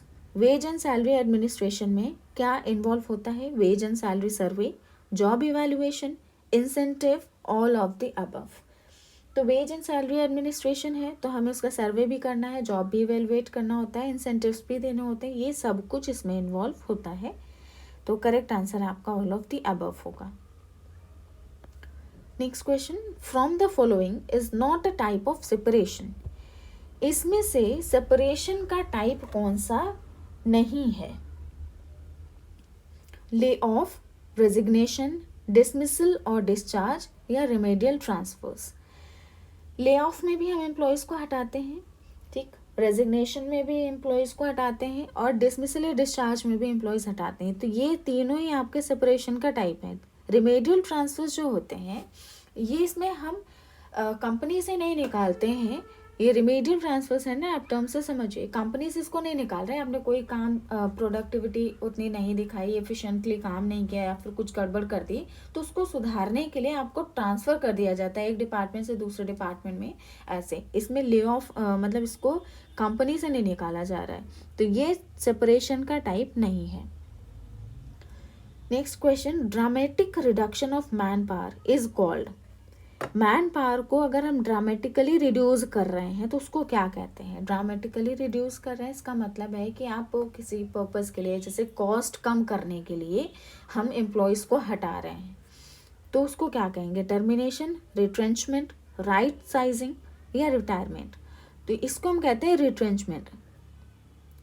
Retrenchment में क्या होता है कि जो ऑर्गेनाइजेशन होता है अपने कॉस्ट ऑफ एम्प्लॉयमेंट और कॉस्ट ऑफ प्रोडक्शन सबको कम करने के लिए एम्प्लॉयज़ को निकालते हैं, तो ये इसको हम dramatic reduction of man power भी कहते हैं। यही आपका आंसर होगा। नेक्स्ट क्वेश्चन पे चलते हैं। Selection is the process in which candidates for employment are divided into two classes. Those who are to be offered employment and those who are not. Who said this? ये statement है कि selection एक ऐसी process है जिसमें जो candidates होते हैं एम्प्लॉयमेंट के लिए जिन्होंने अप्लाई किया है उनको हम दो पार्ट्स में डिवाइड करते हैं। एक तो वो जिनको जॉब ऑफर करनी है और दूसरे वो जिनको नहीं करनी है। ये स्टेटमेंट किसने दिया था? Dale Yoder, Milton M Mandell, R D Agarwal या फिर फ्लिपो। ये स्टेटमेंट डेल योडर ने दिया था। Next question, one of the following is not included in job descriptions. इसमें से कौन सा जॉब डिस्क्रिप्शन में इंक्लूड नहीं होगा? देखिए ऐसा ही क्वेश्चन एक पहले भी अभी था ऊपर कि जॉब स्पेसिफिकेशन में कौन सा इंक्लूड नहीं होगा, यहाँ पे है कि जॉब डिस्क्रिप्शन में कौन सा इंक्लूड नहीं होगा।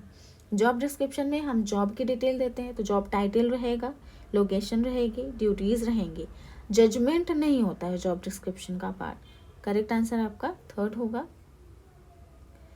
नेक्स्ट क्वेश्चन है, induction refers to.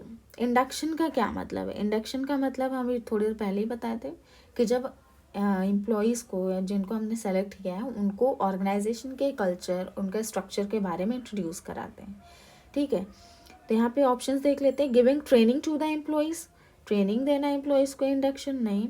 Giving incentives to the employees, ये भी नहीं। Introducing employees to the organisation culture and situation, ठीक, यही होगा। वैसे तो फोर्थ क्या है? Increasing the morale of the employees, ये नहीं। आपका करेक्ट आंसर थर्ड होगा। नेक्स्ट क्वेश्चन है, ह्यूमन रिसोर्स डेवलपमेंट कंसिस्ट।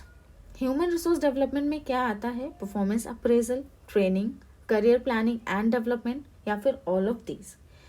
तो ह्यूमन रिसोर्स डेवलपमेंट में हमें सब कुछ देखना होता है, परफॉर्मेंस भी अप्रेजल करना होता है, ट्रेनिंग भी देनी होती है, करियर प्लानिंग और डेवलपमेंट भी करना होता है, तो ये सब कुछ इसमें आ जाएगा। करेक्ट आंसर आपका ऑल ऑफ दीज होगा। हमारा क्वेश्चन है, what is the operating function of HRM. HRM का ऑपरेटिंग फंक्शन क्या है? कौन सा है इसमें से? ऑर्गेनाइजिंग, डायरेक्टिंग, कंट्रोलिंग या इंटीग्रेटिंग। तो देखिए एचआरएम के दो टाइप्स फंक्शंस को दो टाइप डिवाइड किया गया है, दो कैटेगरीज में। आपका पहला है मैनेजरियल फंक्शंस। मैनेजरियल में आपका आता है प्लानिंग, ऑर्गेनाइजिंग, डायरेक्टिंग, कंट्रोलिंग, ये सब। और दूसरा है आपका ऑपरेटिव फंक्शंस। ठीक, ऑपरेटिव में आपका आता है procurement, development, maintenance, compensation, integration, तो ये सब आपका ऑपरेटिव में आता है। तो आपके जो ऑर्गेनाइजिंग, डायरेक्टिंग, कंट्रोलिंग है, ये सब तो मैनेजरियल फंक्शंस हैं। ऑपरेटिव फंक्शंस इंटीग्रेटिंग होगा। Next question, compensation management consist. Compensation management में क्या आता है? Incentives, wages and salary, fringe benefits, all of these. अब कंपनसेशन मैनेजमेंट है तो कंपनसेशन में सैलरी, वेजेस, इंसेंटिव्स और जो उसके अलावा सैलरी के अलावा जो बेनिफिट्स मिलते हैं वो सब आएंगे, तो ऑल ऑफ दीज होगा correct answer. Next question, human resource audits examine each employ skill and. जो ह्यूमन रिसोर्स होता है वो हर एक एम्प्लॉय के स्किल और किसको ऑडिट या एग्जामिन करता है? Abilities, property, evidence, life. तो ये होगा आपका एबिलिटीज़। जो ह्यूमन रिसोर्स ऑडिट है वो एम्प्लॉयज़ के स्किल एंड एबिलिटीज़ दोनों को एग्जामिन करता है। Next question, performance appraisal includes. Performance appraisal में क्या इंक्लूड होगा? Check reviews done by supervisors, जो सुपरवाइज़र ने रिव्यूज़ दिए हैं उनको चेक करना। Reviews his performance in relation to the objectives and other behaviours, और एम्प्लॉय की जो परफॉर्मेंस है उसको ऑब्जेक्टिव्स और अदर बिहेवियर्स के रिलेशन में कंपेयर करना या फिर उसको रिव्यू करना। Promote employees for self appraisal, और एम्प्लॉयज़ को सेल्फ अप्रेजल के लिए प्रमोट करना, उनको इनकरेज करना। तो ऑल ऑफ दीज अबव, तो परफॉर्मेंस अप्रेजल में ये सब कुछ आता है, इसलिए करेक्ट आंसर हमारा 4th होगा। Next question, challenges of human resource management in Indian perspective are. Indian perspective में ह्यूमन रिसोर्स मैनेजमेंट के चैलेंजेस क्या क्या हैं?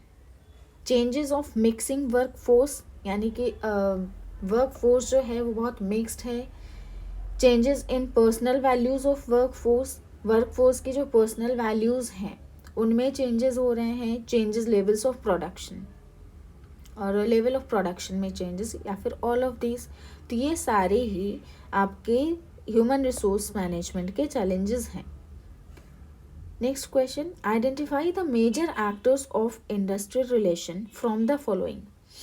इनमें से हमें बताना है कि इंडस्ट्रियल रिलेशन के मेजर एक्टर कौन है, यानी कि मेजर तरीके से कौन काम करता है, कौन इन्वॉल्व रहता है इंडस्ट्रियल रिलेशंस में। एम्प्लॉयज़, मैनेजर्स, गवर्नमेंट, या फिर ऑल ऑफ दिस। आपके इंडस्ट्रियल रिलेशन में सब आ जाते हैं, एम्प्लॉयज़ भी होता है, मैनेजर भी होता है, गवर्नमेंट का भी इंटरवेंशन रहता ही है इंडस्ट्रीज़ में, ठीक है। तो ये सब ही मेजर एक्टर्स हैं इंडस्ट्रियल रिलेशन के।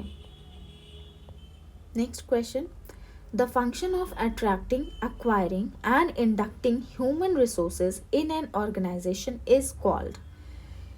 किसी ऑर्गेनाइजेशन में हम ह्यूमन रिसोर्सेज को अट्रैक्ट कर रहे हैं, एक्वायर कर रहे हैं और इंडक्ट कर रहे हैं, इस पूरे फंक्शन को क्या कहते हैं? Selection, recruitment, staffing, training and placement.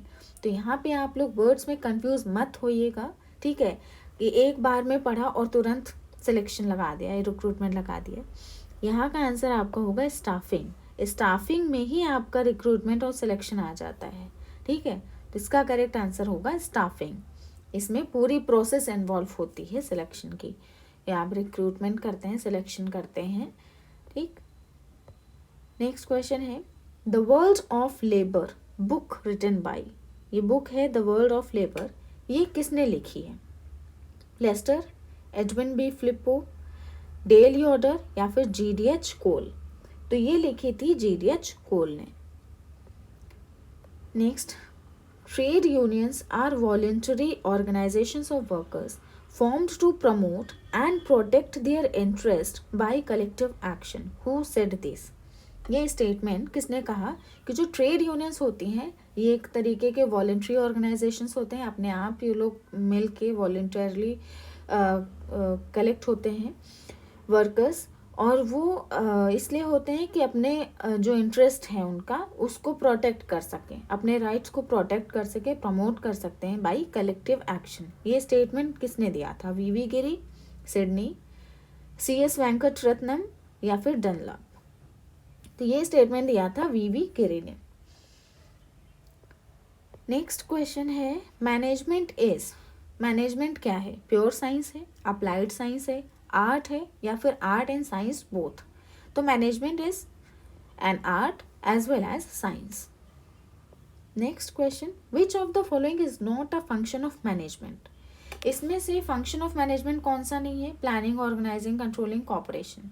ये तीनों फंक्शंस हैं, कॉपरेशन नहीं है, ठीक। Next question, the 2-factor theory of motivation was propounded by. ये क्वेश्चन पहले भी आ चुका है, ठीक है। 2-factor थ्योरी किसने दी थी? Herzberg, H. Maslow, Douglas McGregor, या फिर रेंसिस लेकर्ट।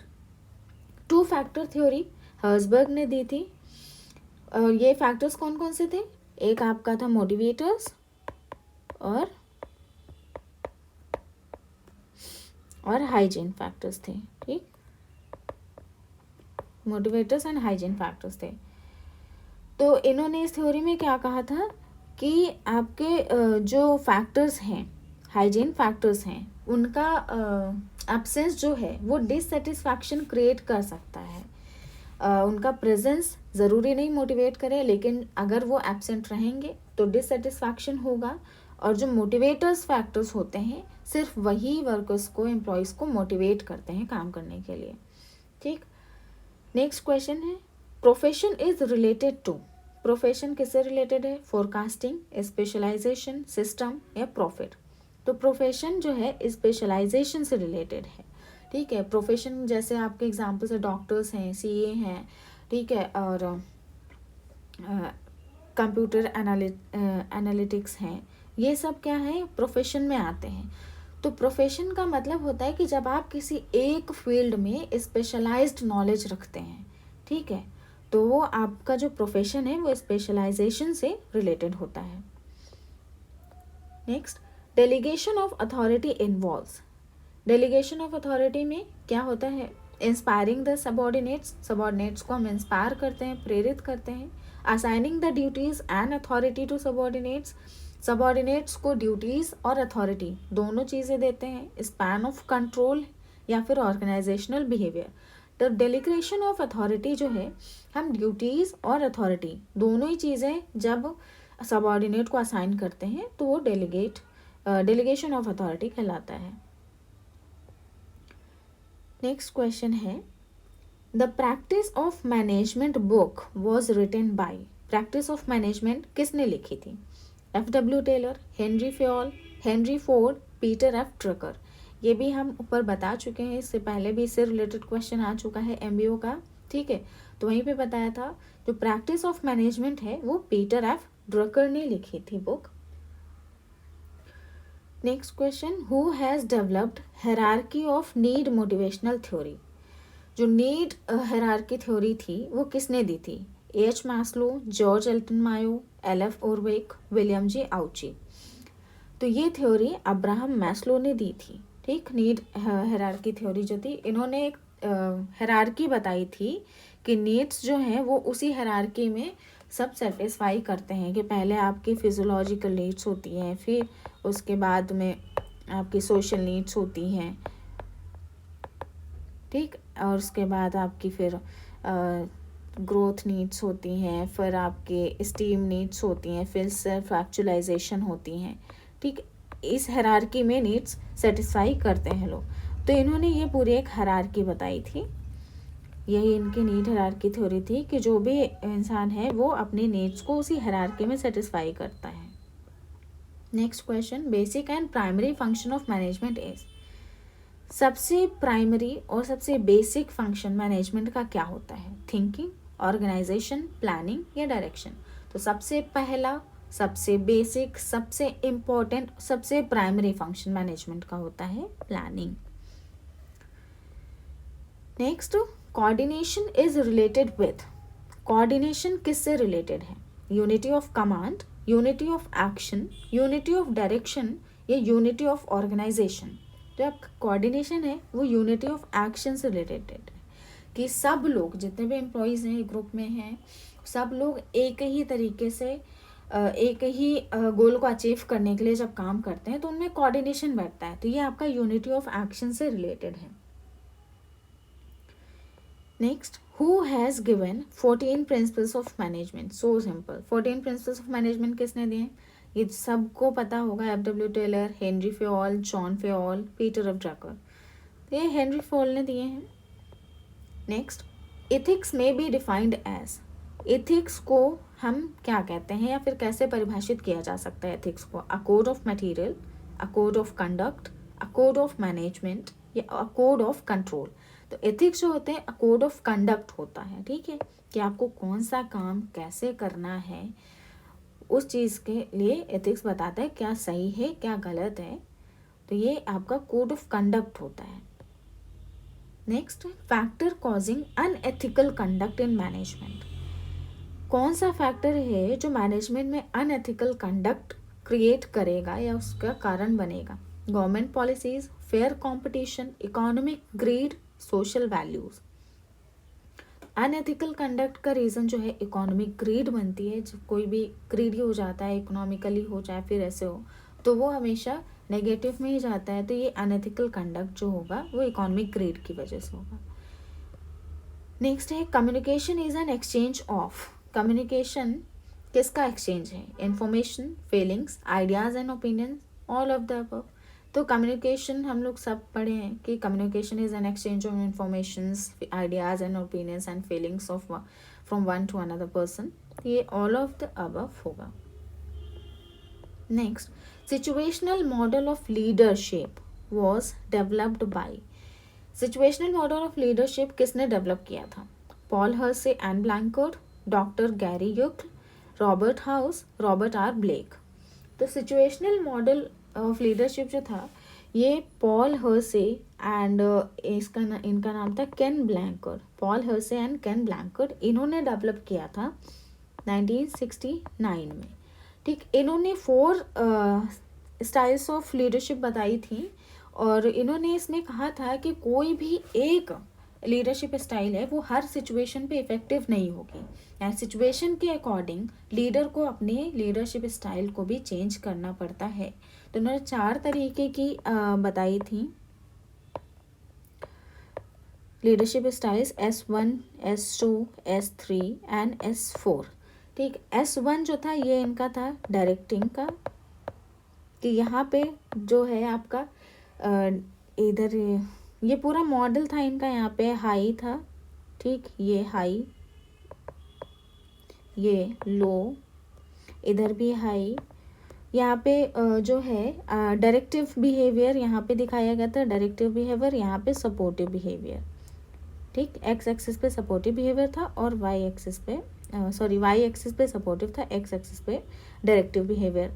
तो इधर इन्होंने 4 तरीके की स्टाइल दी थी। S1 में क्या था कि डायरेक्टिव, हाई डायरेक्टिव बिहेवियर रहता था, लो सपोर्टिव बिहेवियर, यहाँ पे डायरेक्टिंग जो लीडरशिप होगी वो चलेगी।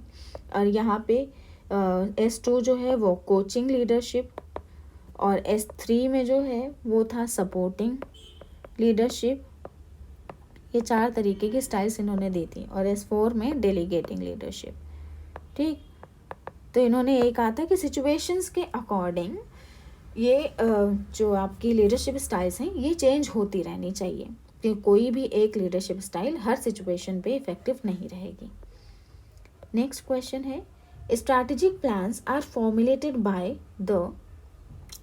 स्ट्रैटेजिक प्लान्स कौन फॉर्मुलेट करता है? Lower level managers, chairman, top level managers या middle level managers?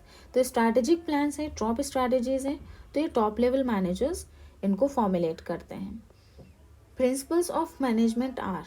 Principles of management कैसे होते हैं? डायनेमिक होते हैं, यूनिवर्सल होते हैं, फ्लेक्सिबल होते हैं, या फिर ऑल ऑफ दीज। तो प्रिंसिपल्स ऑफ मैनेजमेंट ये डायनेमिक भी होते हैं, यूनिवर्सल भी होते हैं, फ्लेक्सिबल भी होते हैं, इसीलिए वो मतलब यूनिवर्सली एक्सेप्टेड भी होते हैं। ठीक है, तो ऑल ऑफ दीज होगा answer. Next, which management thinker receive the Nobel prize for economics in 1978?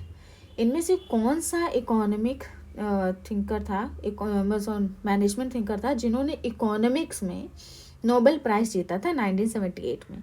Chris Argyris, Herbert A Simon, Warren G Bennis या फिर कर्ट लेविन?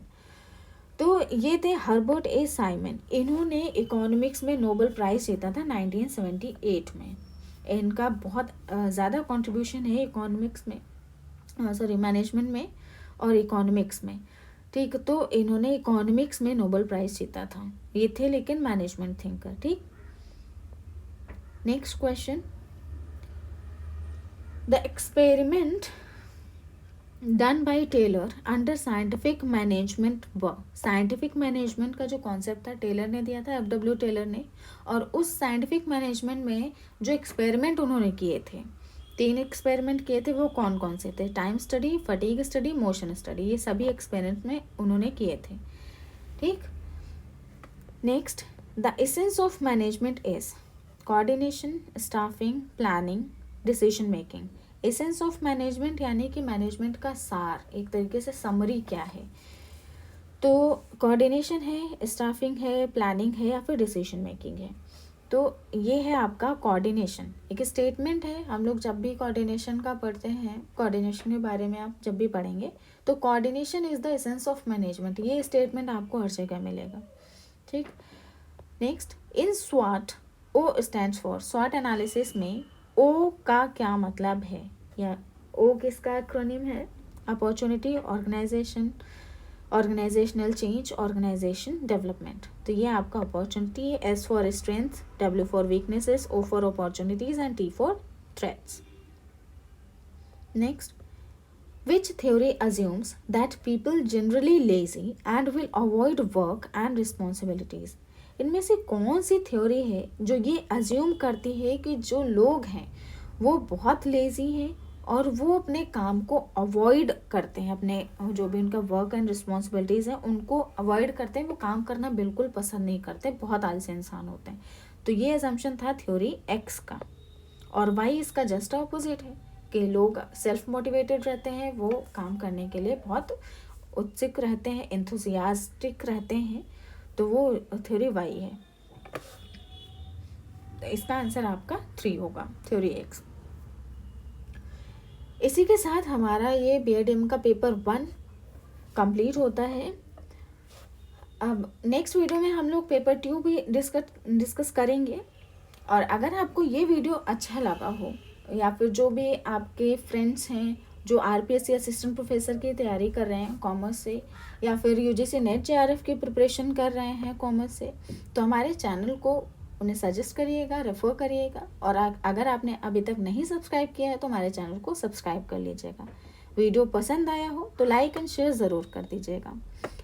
मिलते हैं हम लोग नेक्स्ट वीडियो में। Till then bye bye and take care.